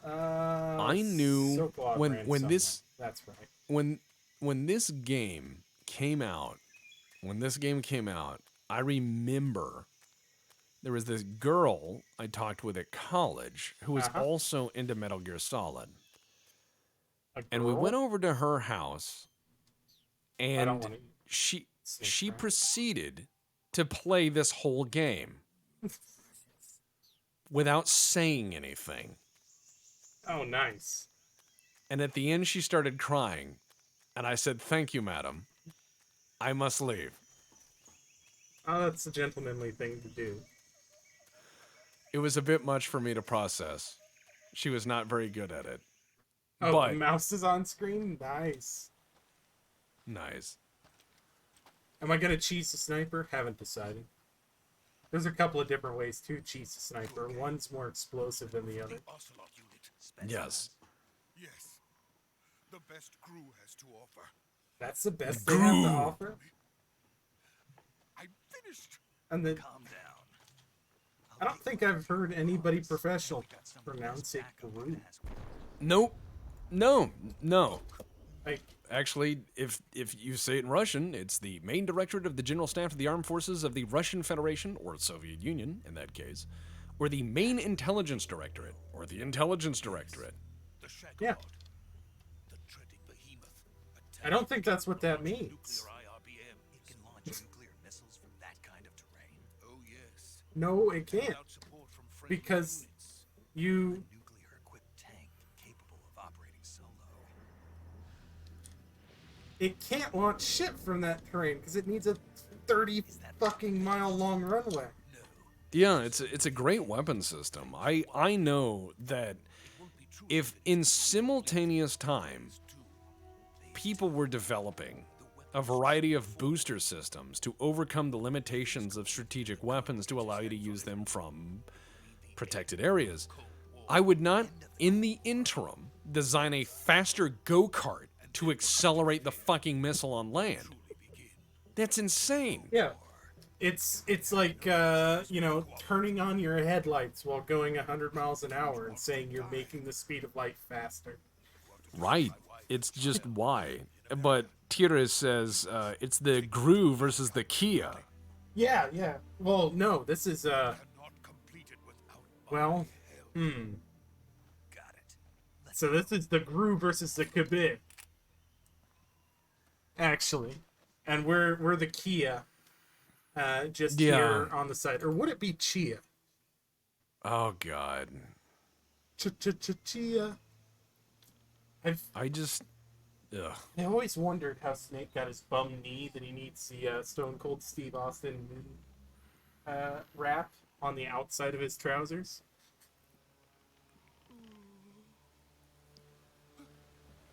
Well, yeah, there was tons and tons of absolutely batshit insane projects at the time. But this is one that doesn't get you anything on top of being batshit insane. If you want to look at what a batshit weapon system looks like at the strategic scale of this era, Project Pluto, if you read that, you will go, "Oh, I see."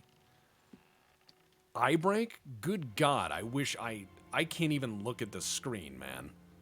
So, to give you an taking idea an of what eyebreak. she's carrying there, the warhead is 75 pounds, and the launcher, the Davy Crockett tube, is, I want to say, 114 without a warhead on it. Well, what we're talking about, in essence, the operational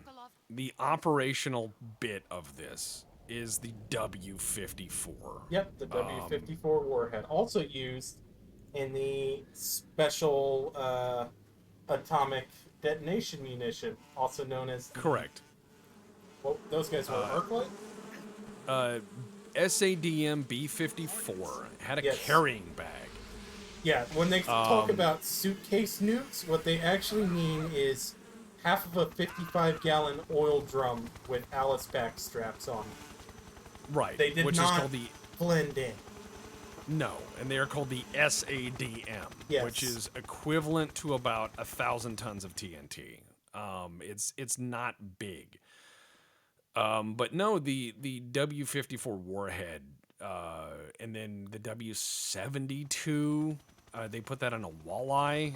They did a lot of different things with it, but it's a tiny little warhead. It's not that powerful. Well, that's the one that they could throw on the AIM-54 as well, right? Right, and the Falcon, and a bunch of other stuff. The test was called Little Feller, Little Feller, Feller, and they were tested in '62. It is basically a mouse fart as nuclear weapons go. So her entire team defected to the Soviet Union after World War II, and they're like, oh yeah, no, we can trust her. She does not have divided loyalties. No, that's what I don't understand is, like, how do you have a mass defection without people noticing? Is he crying? It's raining blood? That doesn't look like blood. Well, maybe Is she she's tripping on hallucinating? acid. Yeah. No, she's tripping on acid because of the canteen trick. It's already working. She's like, it's raining blood, and you're like, yes, give me the magical briefcase. May I please have it? I gotta help put the dragon back in. Exactly. I need the magical briefcase to fight the dragon. Give it to me. Ah, yes. Russians love talking about Japanese things. Yes.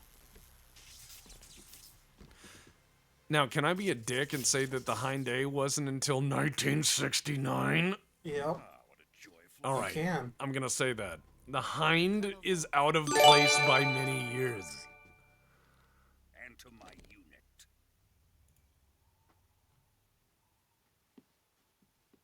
At least they did go with the Hind A instead of a D. Why wouldn't they use a Mil 8? Well, yeah, or an MI2. An MI2 would be fucking hilarious.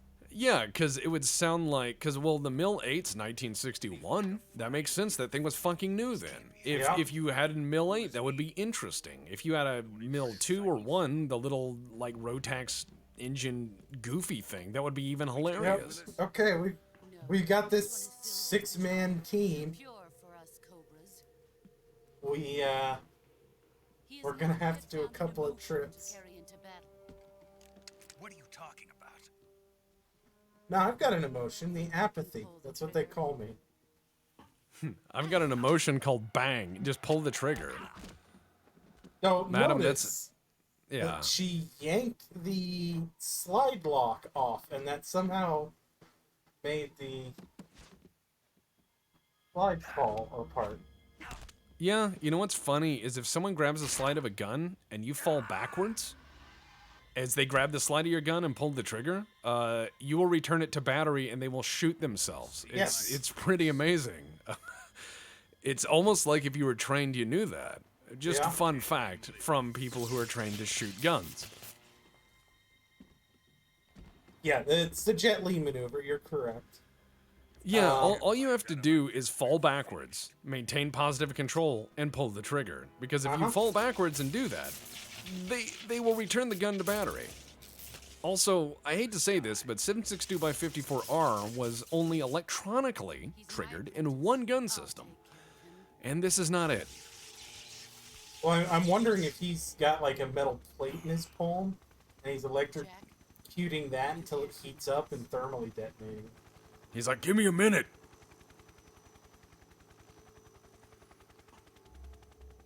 That's his broken arm. Are you really going to give her the broken arm? Oh, no, the other one is. What if he came up with a 38 and just put 5 in her? Just pop, pop, pop. And then it's like, you lose. New York reload, bitch. Yeah, just Jim Cerrillo that shit. Be like, New York reload, honey. Ow, my head. I should not have been loud. All right. No. It's all right.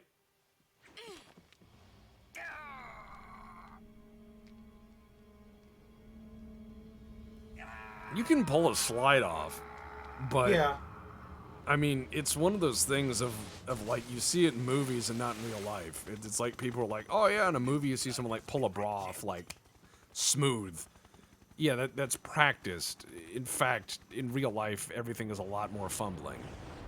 Yeah. You don't see clean fights. You see people go to the ground and beat the shit out of each other. Are we done here? Can Volgan work like a presto hot dogger? Yes, he can. We actually see it happen later in the game.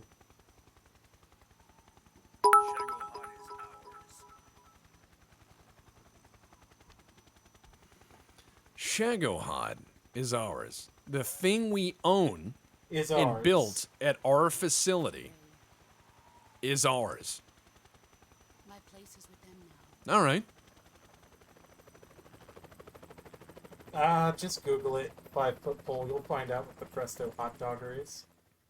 It's horrifying. It's wonderful.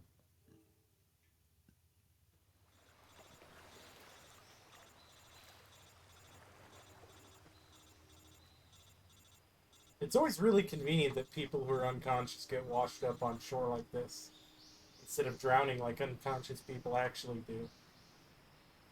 That's fair. I mean, it is amusing, to say the least. But he's magical, and the phone wakes him up. Because the magical phone wakes him up. Yeah, they're really good at waterproofing electronics in 1963, I guess. Yeah. Snake, can you hear me? Yeah. Just barely.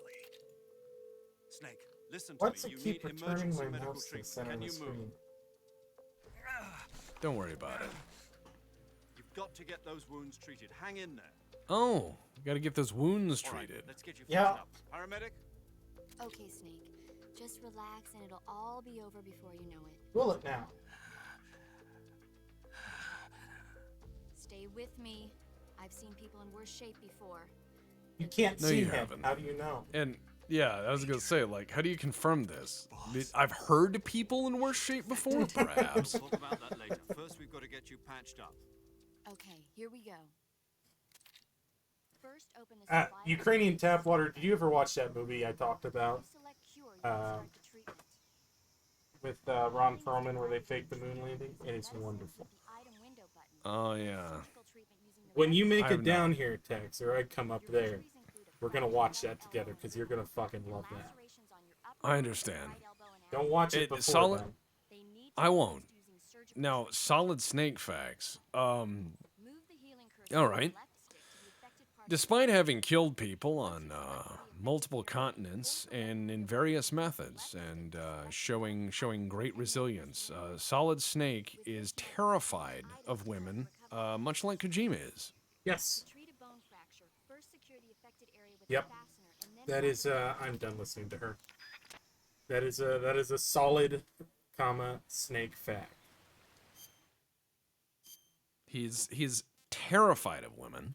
All right, I got a broken bone. Oh God, look at that. That's what, Wow. a spiral fracture. How do I zoom? Ooh, a spiral. Ugh. Well, the roller derby days are done. Ow. Why don't you just show him how you do medicine the deputy way? Well, yeah. So yeah, we got that. I don't think he's doing too good, guys. Look at that. It's X-ray penis. All right, broken Wow. bone. We're gonna go ahead and stuff the knife in there, and then sew the knife wound back up. Of course. Put some burn ointment on it, Oh, and God. then rub the cigar in it. Oh, of course. And then we'll splint it, but not bandage it, so it's just the splint hanging loosely. Moving on. I understand. Moving on. Good job.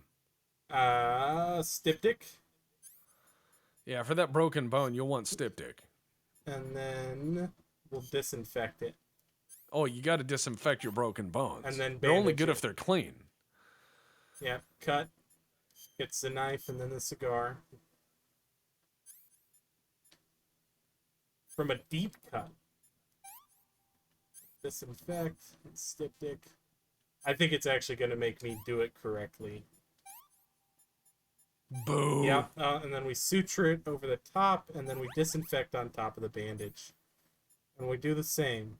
Bandage, suture, disinfect, styptic. Bandage, See- then suture. See, here's my question. Uh-huh. If Snake is a Snake's a special forces guy. Yeah. And they can call him on the radio and be like, hey, we saw you have an owie. Yeah. I'd be like, hey, if you saw I have an owie, could you perhaps rotate the fucking guns on that C-130? And to the shoot position- down that hind A.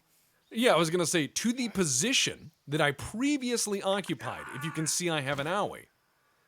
Because if you can see I have an owie, and I fell from a place, rotate the guns back to that place and deal with the source of the owie. Mission over.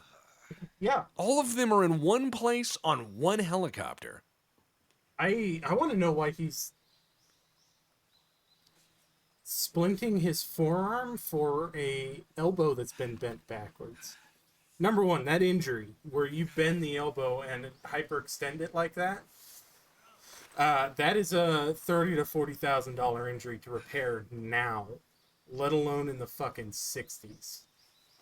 Like, that man will never move that arm the same way again. He's combat ineffective and will be for probably the rest of his life. I mean, I have a bad shoulder injury, and like my ability to even move that shoulder some days is in pain.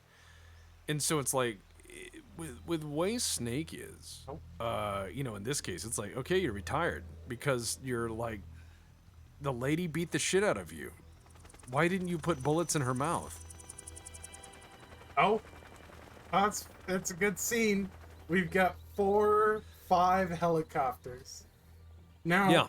who knows about how force is applied when you're carrying something between multiple helicopters? Yeah, the other thing that's kind of weird about it is they use the nuke here in a minute. And it's like, it's a very big nuke in the sense of looking beautiful and flash. I hate to say this, but Little Feller proved that they don't do that. It didn't even make a mushroom cloud, if I recall. It made a smunk cloud, but it was sad. It looked like somebody like kicked a grill over. It's not a good nuke. Oh, it's okay, guys. They're using auto hover. Yeah, so I've got that performance display just because I've had so many problems with FPS drop in this game. Like, right there. So you guys are gonna see that. I'm sorry, but I need to be able to kind of gauge what's happening. I'm sorry to ruin your immersion on a game that's really old, but, Yeah. please be How did I patient. I have jam this autism. 10mm round into this Makarov magazine? All I did was spin it around and act like a lunatic. Dude, whoever did the burgundy anodizing on that W-54 warhead deserves a medal. I can only imagine the guys at Lawrence Livermore putting these together. And the guy's like, you know what? We're gonna powder coat one for our homies. Yeah.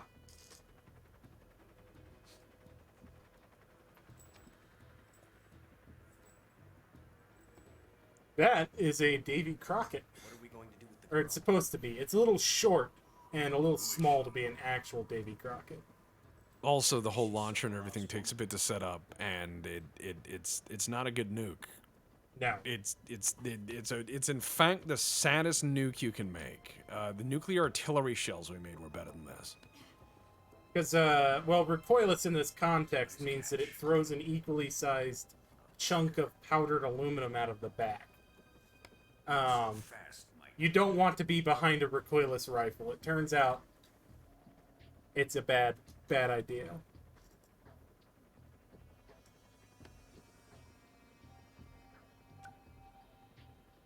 A kiss of death. Are you KGB? We may be able to use her. Wow.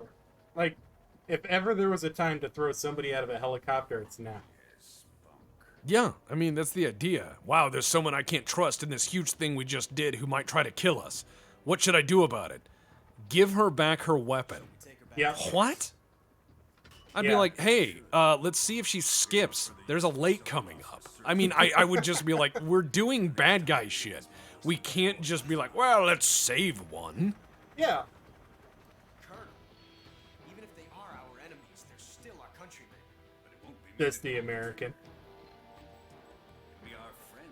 The story is that he is one of the NSA analysts that defected in '61. So he's actually supposed to be an American that they evidently gave a major's rank to in the GRU, which rarely happens. No, that doesn't happen. They don't trust people like that. Also, We don't that would trust just people like that. Yeah. here's what I think would be great is you'd set that off and there would just be a white flash about a second after it left the helicopter, and then all of the helicopters would fall out of the air. That's what would happen. Yep. Oh, hey, the rumble pack works. Cool. I'd set the fucking controller down because we were gonna be here for a while. Oh, again, I'm gonna say this: that nuke blast wouldn't be that bright. It would just be literally like done. Nope, sorry, they don't do that. Davy Crockett doesn't do that. Lies, lies. Yeah, that's probably 10 times the size of what it should be. It's if you want to look up the test, you can. It's called Little Feller. If you want to see a Davy Crockett, again, they are like they don't do much. Yeah, Sick just grimaces through nuclear explosions. He doesn't even not look away. They're tiny little warheads. They are very specific purpose, and I mean they are the tiniest, smallest practical Yes. fissile round. His dad, the Sorrow, is a Russian hero, and actually, if I had, ooh, that red is interesting. Okay, I have to look away. That flashing is bad. Yeah, that wasn't happening before. Ow. Tell me when it's over. I will. I had to close my eyes. Yeah, what a thrill. Yeah, what a thrill. I am so thrilled right now. If I had looked, I was trying to remember which side of the screen it was on. When he's there after he heals himself, there's about a 3-second window where you can look over and see the Sorrow's skeleton, because this is where he and the boss had their battle, and she killed the Sorrow so that she could come out the victor. Yeah. But I looked the wrong way because it's been a while. Alright, contribute to Cult's Totem again. That's the 3rd time we've seen it. We still don't know what it means, but I'm gonna tell you this much. I had people in the Ox who asked, like, is this a cult? How do I get into the next level? And I'm like, why do people think that a collection of weirdos is a cult? I mean, we don't even have a robe. We don't have a book. We don't have a worship. I don't take anybody's money. You have a sword, but look, you're allowed to have all the weapons you bring yourself. I didn't give you the sword. I didn't say, oh, welcome to the 3rd level, and then hand you a ow, my head. Look, I'm just saying. my sword's cooler than any of those swords anyway. Oh, my head. 'Cause I only have one sword. It was my granddad's. Mine's a pre-World War I Prussian artillery sword. Oh, those Prussian infantry officer's saber or sword, 1907 or what was it called? Feldspaten or no, that's the shovel. Yes, that's field spade. God, yeah. Yeah, but mine's specifically an artillery one with the caissons and the horses engraved and then blued on the blade. Oh, those are nice. Sorry, as soon as I saw those flashes, No, you're good. Like searing pain. So it's been about 30 seconds since it flashed, but I wouldn't trust it yet. I'm not looking. But Yeah. look, okay, I tell you what. If I had a cult, like if I woke up tomorrow and everyone said you were the leader of a cult, the Black Pants Legion is a cult, in all honesty, in my power, if I knew it was unavoidable, I would just encourage people to do good things. And that's it. They'd be like, what must I do? I'd be like, every day when you wake up to worship, you need to do 30 push-ups and 30 sit-ups and run 2 miles. That's how you worship. And people do that. And they're like, wow, I'm in shape. And I feel stronger in the word of... I'm like, yes, in the word of the cult. Now you need to go out and volunteer 1 weekend a month. You know, like I would do stuff like that. Yeah. Kitchen. Right, yeah. I need you to sit for 20 to 25 minutes and think about your life, how good you may have. or may not. Right. How to improve it. Right. Like, I would do stuff like that, and they would be like the tasks, you know? To But it become would a just be... third-level cultist, you have to talk to a therapist once a week. Yeah, to become a 4th level cultist, you have to drink water every day. You know what I mean? Just, ow, my head. Just good things like that. I would be You like, can oh, look well, again. all right. We're Oh. on top of an A12 I'm inside glad- the little drone. That drone is called the R-21, and the Yes. A-12 would be correct. And a lot of those drones were actually lost. I believe we lost one over China. These were surveillance drones, right? They were early UAVs. They were like super speed. You launch them in, and the enemy had no idea what they were. They were fucking ghosts. Well, and they were fast as uh, fuck, if I remember. oh, yeah. And you Absolutely. pre-program the route and hope it's flashing again. Oh god, I just looked. Ah! Ah! Okay. Oh god. I skipped through it. Okay, thank you. Oh, my head. Why does it say suction? Does this have a manifold like a fucking car? Does it need to have bar? Is it like we need 3 bar to pump oil into it? What is this? Well, and it goes up to 24 on a gradient scale. I don't know if you noticed that. I'm just gonna say this though. If there was a cult, I'd be like, all right, well, if you gotta get to the top level, I don't you need think to. that's how they release those. No, you generally don't flip around at full speed and stuff. In fact, the SR-71, you drive like a school bus at speed because stuff. I don't think it goes faster than the A-12. Which they believe the A-12 was very marginally faster than the SR-71 production. And here's... Oh, yeah, sorry, that's a lie. That's not how Russian radar works. I'm sorry, but a MiG-21, that radar is between his balls. It is giant, and it works for about 20 minutes. Yeah, and it's sterilizing the guy next to him. It's a good radar, but it cannot stay cooled for long. Man, that guy speaks really good English for being a Soviet MiG pilot. It's not only that, it's if he decided to, if they decided to engage with missiles, all they got are heaters at this point, and it would be like, all right, and hold on, let me try to put the nose, and he's gone. Yeah.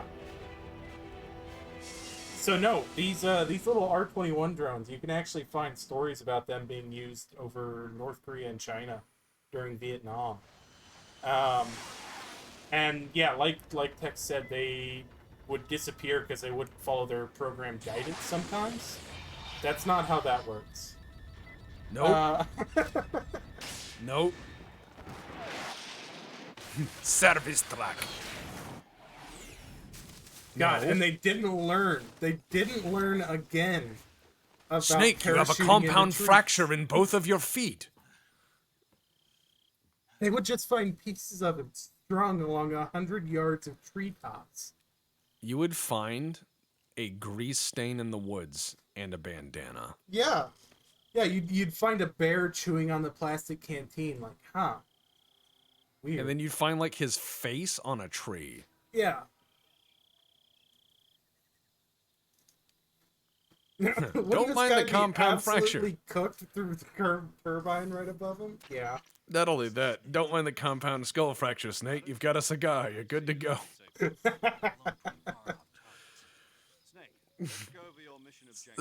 You got Snake. blown pretty far off target? That Snake. entire insertion took all of 2 seconds. Far off target, bud. Snake, your legs are broken. You must now slither to your objective. Naked, like a snake.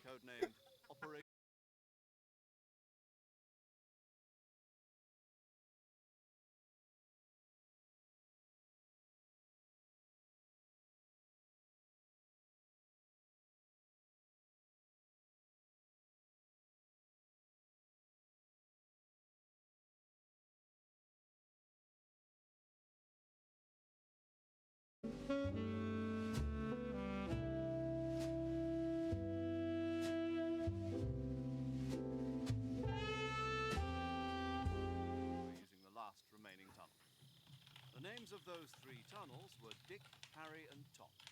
I get it. You use the name of the tunnel they escaped in. You just missed the Major talking about his hairy dick. Yes, that's exactly. Oh yeah, all the references to To the Great all Escape. the Great Escape, which is great. Yeah, the movie but where the American got away and all the British men didn't. Before it was finished. that's a great movie. I watched the movie again just to make sure. I don't know why they would. The actual film from the movie company. I don't know why, Doesn't sound like the greatest name to you. but they do it. So what should I call you? But why? You know, let's just use Zero, like we've been doing all along. All right then. Major Zero it is. We'll start over from square one. From square zero. My frequency is 140. Thank you. Oh, I God. needed that He's levity. just going on. Oh, I almost forgot. He's I have just going 3 on. important words. Apparently, maybe, it's subjective. Don't worry about it. She'll have her medical license revoked. All right. More or less the same. Here's what I think would be good for a cult, right? You have room 1, like level 1, you have to do yoga, right? You have to Okay. do yoga. That's good for you. That's good for you. You do yoga, right? That's what you do. Level 1 is just like yoga and basic talking about your feelings and trying to work with them as an adult. And then level 2 would just be like, you know, decent lifting and aerobics and cardio and more like positive stuff. And then people would be like, this cult empowers people. They would freak out. But I would just force Yeah. people to go to therapy and eat better. That's it. I'd just be like, I can't help direct you or where to go. But I could at least tell you that, like, maybe 3/4 of your diet shouldn't be corn. You know, and that's it. Like, I Yeah. wouldn't tell them, like, you know, you There's- got to eat healthy. The abandoned factory up ahead. There's 0 corn and there's too much corn, and you gotta be somewhere in the middle there. Meet up with Adam for Sure. Yeah. It's exactly that. I just, again, I laughed. There was someone who just said that, like, the BPL was a cult. And I was like, if I had cult power, I wouldn't know what to do with it. I'd be like, you know what? Here's what we need to do as a cult. Everyone needs to go out and just, you know, when you mow your lawn, mow your neighbor's lawn and help them out. Like, that would be it. And then with a 45. people would kill us. Oh, that would be bad. 80% corn diet. I hope you're taking a good multivitamin too, friend. Weapons acquisition. You could have an 80% corn diet just by drinking Coke products. Yeah. The United States government. It would be necessary to make your presence known to a certain extent, to the Khrushchev regime at the very least. But remember, this is still a sneaking mission. It is? Snake, if you fail this mission, What I'm hearing is stealth is optional. I'm tired of listening That's- to you. That's all I'm hearing. Is like, as soon as he started talking about how to do my job, I'd be like, hey, are you down here doing this job? No. Uh-oh. I can't hear you anymore. Ah, yes, And then just Flecktarn. slowly. The Yeah. pattern developed in 1976 during the field trials of the German army, which they then didn't adopt until the 90s because all the other NATO countries used solid olive drab. Great fucking camo. One of my Fantastic favorites. camouflage.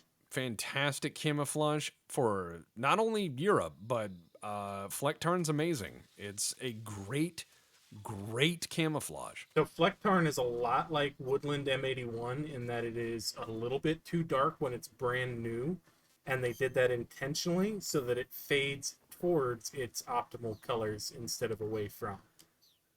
Because they noticed that problem with M1948 ERDL camouflage was they were having issues. They would print it and it would look really good for the first 3-4 weeks it was worn.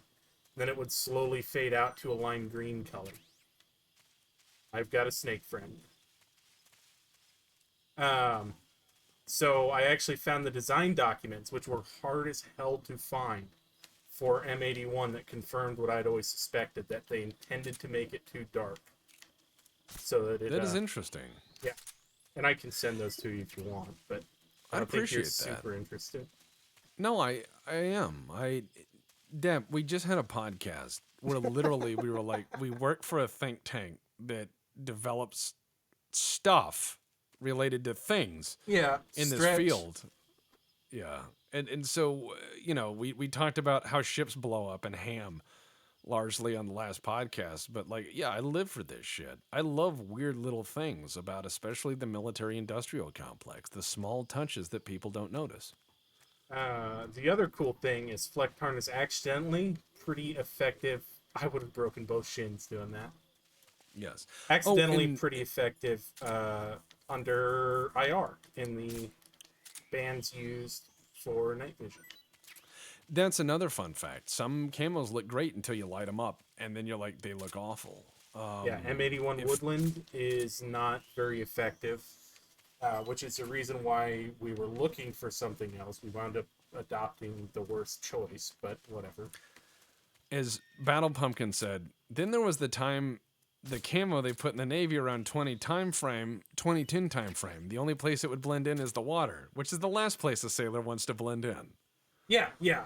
And there was the myth that it would turn orange when it's exposed to seawater. Yeah. We bathe in seawater. We wash our clothes in seawater. Every uniform would be orange within seconds of leaving port. Not only that, you would drive the boat 10 minutes and it would be bright orange. Yeah, just from sea spray. You could literally, on the exterior surfaces, take a knife and scrape it along the hole and eat the salt. Yep. God, I wish I could eat that horse. That would be good. I wish that Snake said shit like that. Ah, Otacon, look at this horse. It's full of meatballs. I'm gonna carve some off. So, yeah, Kirarana, you're referring to the Operational Camouflage Pattern, OCP, which was adopted at the same time as the ACU cut of uniform. A lot of people use those terms interchangeably, but it's properly OCP. Or UCP, sorry, Universal Camouflage Pattern. OCP is now the Scorpion 2, which we are currently using, which is a multicam derivative. Go home. Gamey beef. I've been told that horse meat is yellow. Like, you can always tell it's horse meat because it's got a very yellow tint. It's tasty. It's tasty. It's not bad. Yeah? I went to France once, and well, more than once, but there was a guy at a thing, and he was like, hamburger du cheval, and I was like, horse hamburger, and he's like, yeah, and I was like, fuck yeah, give me one. Pretty Fuck all right. yeah. Yeah, it was try pretty. it. It was pretty all right, just sitting there eating a horse meat hamburger, and I was like, all right, sure, no problem. It wasn't bad. Horse. White horse. IW meat horse. Go home. Go back to your boss. Yes, so that navy camouflage, the blue one, was designed to hide oil stains and dirt. Honestly, I hated that pattern. It was absolutely fucking useless. Now, the implication here is that that is a smoothbore barrel and those rounds are coming out backwards. I'm not going to get into the fucking ballistics required to make the port firing version of whatever bullshit she's imagined and tumbling 5.56 rounds. Because when we start getting into that level of ballistics, the implication is that that gun is less accurate at 30 yards than throwing a handful of marbles. Where is she hiding that cannon? Don't ask. She had it on her back in the previous scene. She did. I'm loyal to the Yeah, the Beta C-Mag would have just fucking jammed immediately. Well, Beta C-Mag, you would have gotten the first stack of those things out. You would have gotten the first 4 or 5, and then as soon as bullets had to turn a corner in that C-Mag, it would have been like, I forgot which way springs work. I do love that they've got her wearing the Apollo astronaut's fucking spacesuit. But that's neat. Sexy. But, yeah. Yeah, the sexy spacesuit, I guess. Yeah, it's got compression everywhere except the boob window, because you can't tame the Tatas. Well, yeah, I mean, that's fair. I mean, and I get you that. Do you know the U.S. military is actually working on bullet-resistant brassieres? I saw that they were doing the tactical brassiere concept. I read a, I forget what article it was, but yeah. It's not a bad idea. I mean, just to put a semi-ballistic lower layer closer to the skin on everybody. Yeah. Now, she wasn't emptying it into the woods. She was emptying it into the R-21 drone we flew in. It'd be funny if a fucking round bounced off that and killed Oh the yeah, horse. musket balls had crazy stopping power. They fucking murdered people. They were taking off limbs. What the thing is if you look at a historical body and you look at the forensics of the bullets that have hit them, musket, you can always tell when someone was shot with a musket because typically the bone is just missing. So they'll bury a body, but you'll find a chunk, like someone just took delete and removed a bone. That's how you know a musket round hit it. A 75 caliber lead slug deforms like you wouldn't believe, and when it does, it just removes pieces of things. Horrifying damage. And for people who are interested in, quote, joining the BPL, the official BPL Discord is closed to the general public and is a long and convoluted process to get in. We are very slow to expand that. However, because of user interest and people who said, I just want to hang out and have fun with like-minded people, throw all the bullshit of the world away and just say, you know what, let's just hang out and have a good time and just be there for each other if we can and shitpost all the while. There is the auxiliary, and all you have to do is follow that link there. That's the auxiliary. The BPL auxiliary. Yep.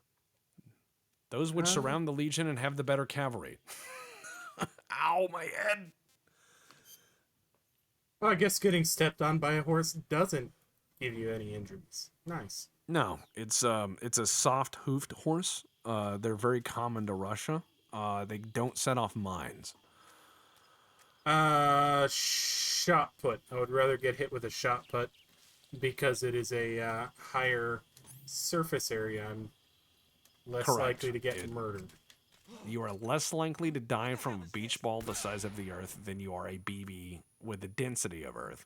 So it's a relative thing, but that sounds like a really bad what if. I also love that stun grenade. They just stood there and looked at it like mom and dad saved the Earth. So what the fuck is that? Bam! Alright, so there's nothing up here for me. That was a plot injury. You don't have to heal it. Yeah. Well, so Battle Pumpkin, you did not like the dungarees, huh? Because I fucking love those. We looked like sailors. That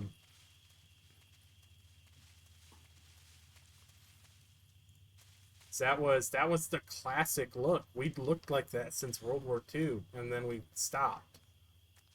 The green utilities, those were just getting rolled out when I left. Those are fine. Actually, they're a better camouflage than Marpat is. I think, again, I'm telling you, if we had a choice, again, let's do World War One. Yeah.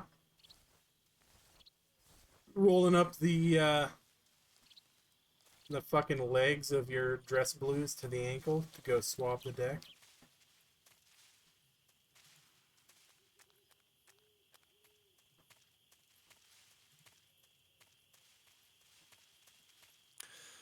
As far as it goes with Navy shit, it's always hard to design naval uniforms because you have to design something that likes water, holds up to horrible amounts of maintenance, and also will not burn and stick to your skin.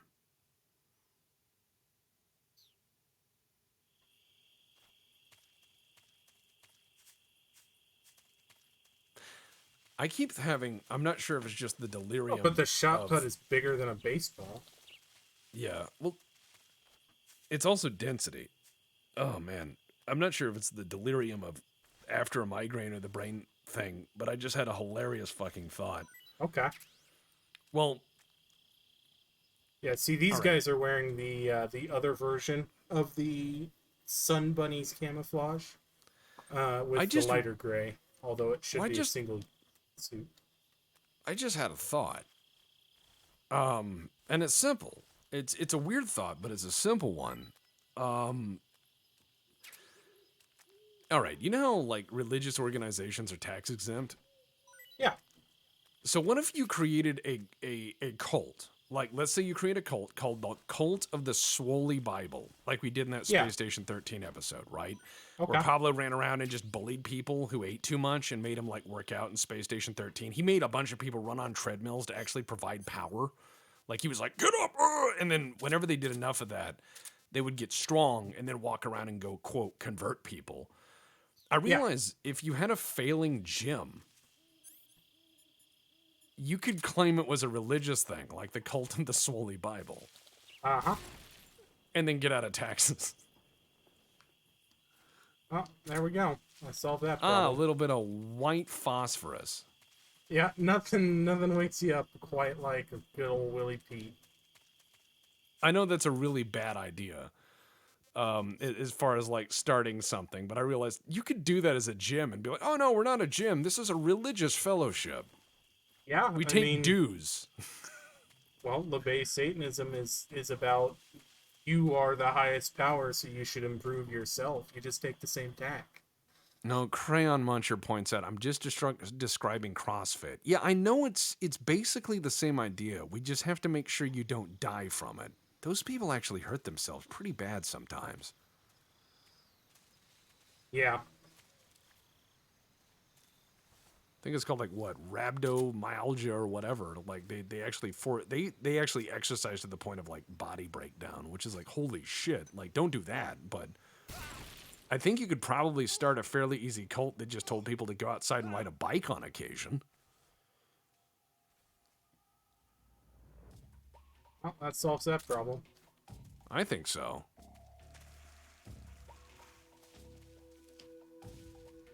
Yeah, because you have people who like have heart attacks and shit running CrossFit or running a marathon. That's actually a fairly common one. Is people push themselves to do a marathon and they'll have medical after effects. Well, that's the thing that's scary is you in a marathon or hypermiling, you can actually do serious heart damage, like permanent heart damage doing that. Yeah. And the other thing is it's like anyone who wants to work out and get like swole or whatever, that's a process. That requires changing your diet, your regimen, everything else over a long period of time. Otherwise, it's going to be a temporary gain and then you'll hurt yourself. But I guess some people are just like, hey, today's the day. And it's like, well, yeah, but like anything, you gotta work at it. Yeah.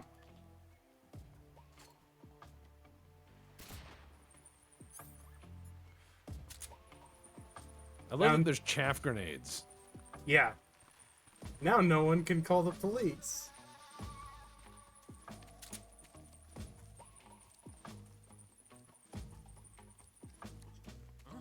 Who's that? Oh, god damn it. Oh, you gave him a kick. You gave him a little bit of that. Remember the basics of CQC.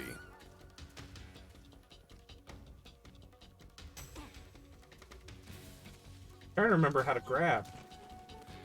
Oh, Depp says grab them by the legs and swing them once you built up some momentum into the tree.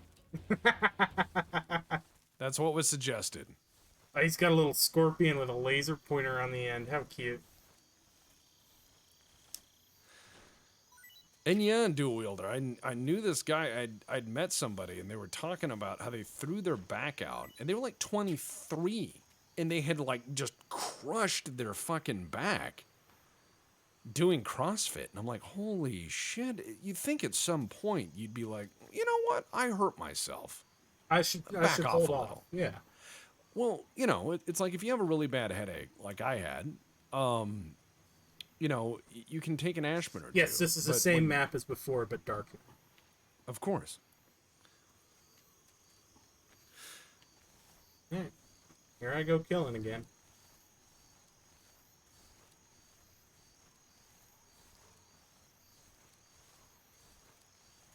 Could have had a better weapon than a scorpion with a 20-round mag. Yeah, well, now he can go tell that story to Jesus. Tell him the cow sent you. Well, but yeah, pain exists as an indicator. Like, if you can't like lift your arms above your head, you should probably not be like, you know, going out and be like, oh, I'm gonna bench 800 pounds and then like burpees until I shit. I mean, it's like, okay, maybe, you know, just tune that back 10%. Yeah. Just 10%. So you, in non-emergency situations, you should probably be doing things to about 80% of your capability. That's a good rule of thumb. If you're driving, don't go past 80%. Yeah. Until you really need to. If you really, really need to, then yeah, drive to the very ragged edge of your capability. Sure. And as Crayon Muncher said, you know, he has a friend who is a nurse, and she said she's seen multiple people admitted to hospital with kidney failure from CrossFit. So it's like, yeah. It's like if you want to get swollen in shape, that needs to be like a 5 or 10 year plan of changing your life and health habits.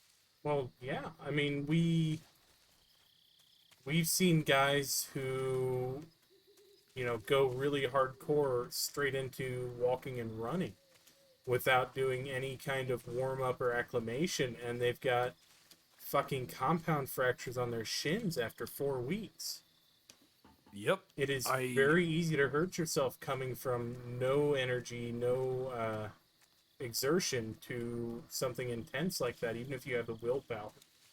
And I knew somebody who was trying to get, like, they had really good upper body strength, and they'd really worked on that. They had, you know, just like biceps and everything was fine. They had really skinny legs. And so they started doing intense lifting. They developed stress fractures in their shins. yeah. Like literal long fractures in their shins all the way through from that.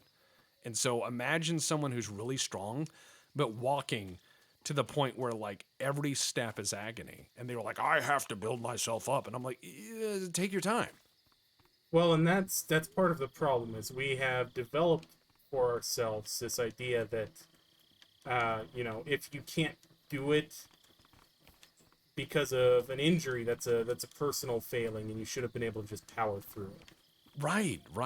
It's like, you got to know your fucking limits. Like, I don't expect anyone to be in good shape because I fucking ain't. I work on it, though. I row like 2 miles a day, and that's how I can know that, yeah, I could probably do more, but I've got injuries and shit, and arthritis and all that. But I've known people who just are like, I'm going to get in health, and like a week later they're injured, and you go, that is not health. That is the opposite. That is the hurt.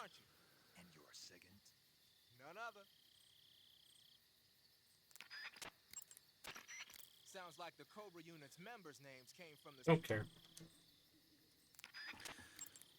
And permanent student, don't feel bad about that or anything. It's just like whenever people get into stuff, sometimes they can go too hard. They can just go a little too hard, and that's not to say that that's the wrong idea. Because if people say I want to take charge of my health and I wish to work hard to shape it better, by all means, that is the best thing you can do. It is very empowering, but when people run into the wall at full speed, my God, it's like, back off a little. More powerful than that.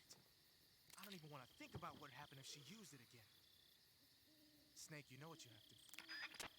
Well, I mean, she's only got the one other warhead. That's an RGD-5, the standard blast fragmentation grenade of the Soviet Army. The grenade Talk about the box, you fucking weirdo. Snake, what are you doing? There we go. A cardboard box? Why are you... I don't know. I was just looking at it, and suddenly I got this irresistible urge to get inside. No, not just inside. Savior of the free world, ladies and gentlemen. It was my destiny to be here, in the box. The Whiskey Philistine Green has arrived. Greetings and greets yourself. Officer Green, the man who literally microwaved whiskey. Am I being detained? Like this is where I was meant to be. Like I'd found the key to true happiness. Does any of that make sense? Not even a little. You should come inside the box. Then you'll know what I mean. Man, I don't want to know what you mean. Yeah, missing signs and going off on blue blazes is a good way to accidentally extend your hike, sure. You are correct. Oh, God. I got lost in the woods more than once. Hey, blue blazes are where the adventure happens. You gotta get off the White Blaze Trail, man. Adventure. But yeah, it's interesting because I've talked with a lot of people who've had a lot of experiences in various gyms and what have you. And some people have had really good environments that did very well for them. And some people have been like, dude, I watched a guy break his fucking leg lifting shit. And I'm like, there's got to be a healthier middle ground. Yeah. Somewhere out there, somebody's found it. Somebody's got that edge. They know what they're supposed to be doing. Just wait until genetic engineering catches up and everyone's going to look like a chat room.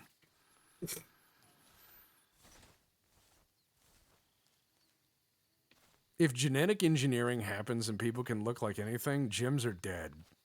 Yeah. Well, fuck yeah. Why would I gym when I could just sleep in the box and it stimulates my muscles overnight?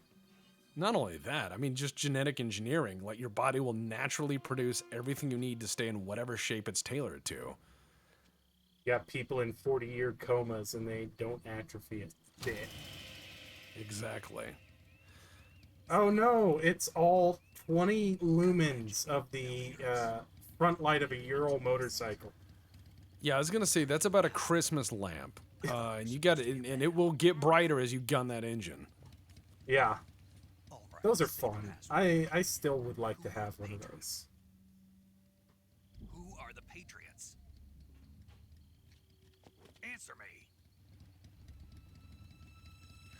In 5-foot pole, exercise for feeling good or not getting healthier, I know that. I mean, I dated a lady who was incredibly buff, but it's just one of those things where everybody has to find that thing that allows them to overcome their doubts, anxiety, and worries. And so long as you have a really good, strong hand on that, and you're the one driving your process of dealing with it, that's how that can happen.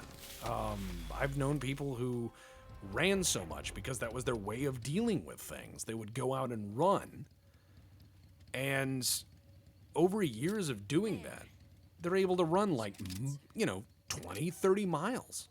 No problem. So that is a Shangji C96 copy in 45 ACP. And she actually, you can use 5.56 stripper clips on the normal C96, like that one, but not on the 45 models. Yeah, the 45 models, the Chinese Gunworks made a lot of interesting things. Oh, here's one of the scenes where Snake can just stare at her tits. Yep, because right there. That's a thing. I'd be like, ma'am, this is a war zone. Ma'am, it's a war zone. Fuck, Put them if I away. were her, I'd be like, okay, I'm up here. Yeah, I would just be like, ma'am, this is a war zone. Put those away. Those weapons have a place, and now's not the time. Have I ever Please told bring me you my that firearm. story? No. Okay. So, I wound up fighting with a lady on bath salts. When I was doing so, I took her to the ground and ripped out the crotch of my uniform trousers from knee to knee. Wound up fighting with her for another probably 12 to 13 minutes with her trying to eat me while I was waiting for people to not blow her. It was actually flying cross. We were flying cross. But so fight with her for about 12-15 minutes waiting for backup to get there. They finally do, and I have to go interview her mom. So I'm doing so, and everything's just out in the wind. This happened at like 4 a.m. I'm trying to be professional about it, but there's no hiding it. And her 45-year-old mom keeps looking down at my crotch, to the point that I'm on my own body cam saying, ma'am, I'm up here. Can you please focus? Wow. That's hilarious. Ugh. As far as it goes, I mean, like, look, I'd be like, ma'am, I recognize the fact you were so well equipped, but, I mean, why don't we go use this on the garrison than this shithole place? I mean, we're agents. This is a war. Well, I have to assume that she couldn't find a jumpsuit in her size. And that's why it's open like that. Because there's no excess material. Also, you That's just fair. fucking grind out a cigar like that? Jesus. What a waste. Snake, where's the dimple? Where's the actual snake? That's not. What kind of plug are you using for that, bud? No, that's not Snake. It's not. That's normal. You wouldn't file that. It's actually carding, but Snake. It's not. No, that's a factory. You know what? Fuck you. Yeah, that's a custom gun. You go right ahead, you smart guy. That is a custom 1911. Custom. Where'd you get something like this? I grabbed it from a Western munitions armory. Yeah, we were just talking about that, Cookie Mama. Tactical bras. Yeah, no. Well, we What were a time to be talking. alive. Well, we were talking about tactical bras is just not a bad idea because having a soft armor layer closer to the skin and then a hard armor outer layer is actually really smart. Better take this too. I think everyone should have a tactical bra at this point. I mean, you'd want something like Under Armour that was quite literally armor, Yeah, ideally. Sokolov's still safe then. straight off the Kimber custom assembly line. You're goddamn right it is. I don't That think is so. a This one Kimber works. custom too. I was gonna say I don't think so. This one works. Okay, Kimber custom 2 in appearance. I once had 10 Kimbers in front of me. They all had different problems. They were all from the same year of manufacture. The safest way in is from the I was like, all right, I hate this job. First, you'll need to head north through the jungle. What about the gel stuff that hardens on impact? Used for shipping materials. That's not at a point where we're able to use it for something quite so dynamic as clothing yet. Bullets. Well, not only that, it's the life of it. It's the cost and life of the material. Yeah, you know what? That's really smart. Just use your fucking knife to fuck the grip up and Yeah. do whatever you do. Because that, as we know... so that he can hold a knife too. Got it. And just what are you doing there? In close range combat, a knife can sometimes be more useful than a gun. Sometimes.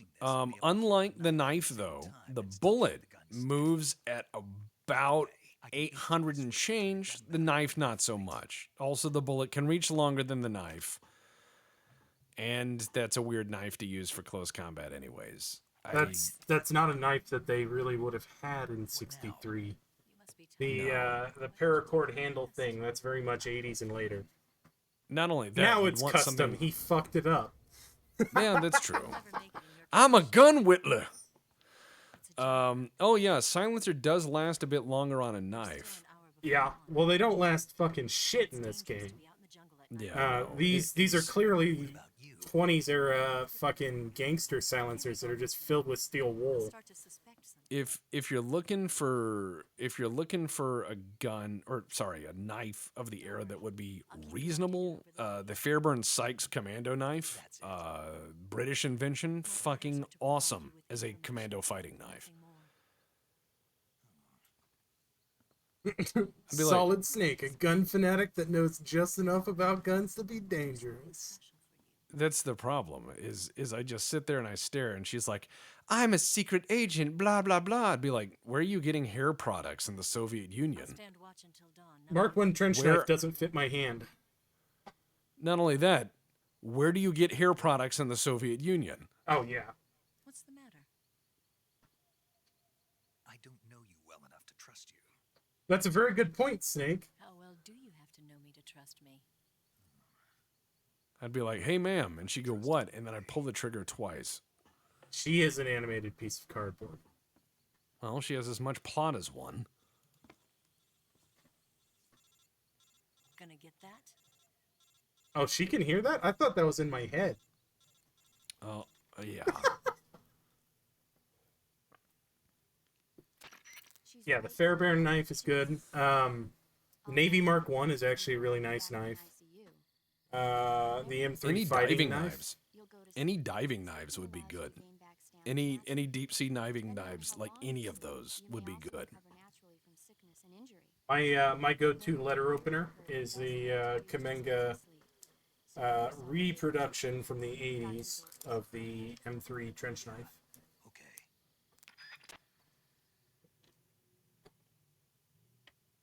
Yeah, I'll save. And we've been going for 2.5 hours. What do we got on time, WBPL 76? I don't know. We're sitting here puzzling through this interesting conflict. An interesting conflict indeed. Standard issue bayonet, but which standard issue bayonet? Mosin. For instance, I've got an M7 on my 604 over here. Wish on the Mosin. hour. Yes, we got 15 minutes. Probably Mosin time bayonet. to call it. True, but best bayonet is Mosin bayonet. For several reasons. One, it is a tent stake. 2, you can kill a vampire with it. 3, when you put it on the end of a Mosin, you can stab the guy in the other trench without leaving yours. And 4, it's actually a good screwdriver and it helps you take the gun apart. Also, ma'am, if you're going to use a secret radio, you need to actually move the antenna out of the box. Yeah, I was gonna say, if we wanted to do this realistic, she'd spent 40 minutes setting up this giant mast antenna. Yeah, you need to spool that out. Oh, look, you can look at her Conveniently, ass. we have 15 minutes of cutscenes left. Yeah, there we go. There's some 4 polygon ass cheeks for you. I hope that was worth it. Again, Kojima, if you want to see it, you don't need to animate it and make people act it out. You just got to be nice to people, and yeah. I also love the guy with the SVD and CQB acting like he's going to help clear shit. It's the Ocelot unit. Ah, there we go. Out of here. Hurry. Standing on the bed? Don't forget your gear. Better than that, Snake. Here, give me a hand.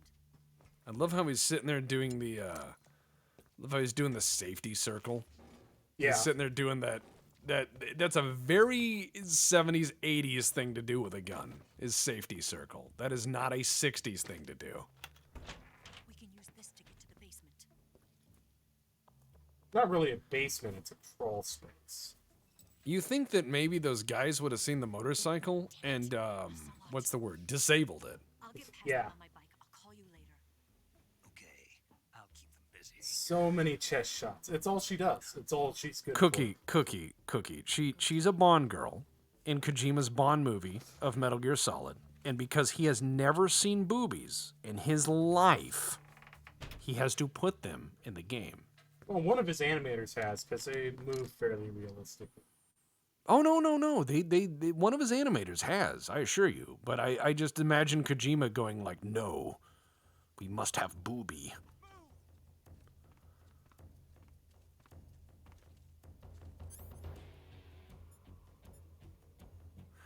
As far as Mosins go, they can be pretty rough, especially most of them that were imported basically never got de-arsenaled, and so they don't work right, and were never properly cleaned.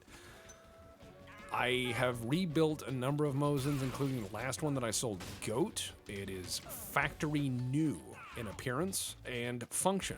Even under those circumstances, you have to jewel the bolt and do a lot of other things and polish the chamber in order for it to feel good and smooth. Is this just a grenade fight now? Because I think that's great. Fuck these guys. They brought guns to a grenade fight. Fuck them. Yeah, exactly. What camouflage are you using, Snake? Grenades.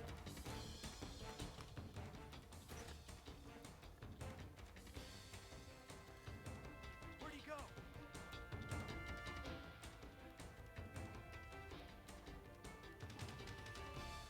All right, now I'm gonna say a few things about the Russian grenades. They're actually pretty okay, and as far as grenades go, there's nothing wrong with them. A lot of people hate the exposed fuse and all that other stuff, but they're idiot-proof as far as grenades go. They're not bad. They're very clearly World War II technology. Oh yeah, and yeah, if it ain't broke, don't fix it. Well, sort of, because technology has come a long way. You look at the German DM51, the modular grenades they've got. Yeah. However, I would like to. Well, you mean the Bangalore torpedo toy? The thing is that I think if I had to do again, like a equipment or loadout for the Black Pants Legion, I would say for grenades, it would definitely be a stick grenade, potato mashers, because they throw farther, and you can use them for other things like mashing potatoes. For bigger grenades, though, definitely Bangalore torpedoes. Like every every trooper or auxiliary guy would carry a piece of a Bangalore torpedo. And so as soon as we ran into a bunker or whatever, it would turn into the giggling game of everyone screwing those together and sliding the tube closer and closer to the enemy. It'd be like, oh, they've got us pinned down, and then you hear giggling as everyone starts handing their pieces forward. And it's like, You're telling me a Bangalorean made this torpedo? Oh, that was a beautiful throw. Yeah, where'd he go? Can you give me more grenades? Just Bangalore torpedo, just screwing them together and just sliding it toward the enemy as this long tube slowly slithers toward the enemy, and then you hear a fuse. All right, we're gonna call it there, gentlemen, ladies, because we got Quish on the hour in 9 minutes. He did just run towards a grenade. Ahem. Yeet. All right, let's give Quish a lot of love. I'm gonna go rest. Yeah. I gotta go get ready for work. So I will catch you all later. All right, you have a safe day, brother. Yeah. Take it easy, guys. Later.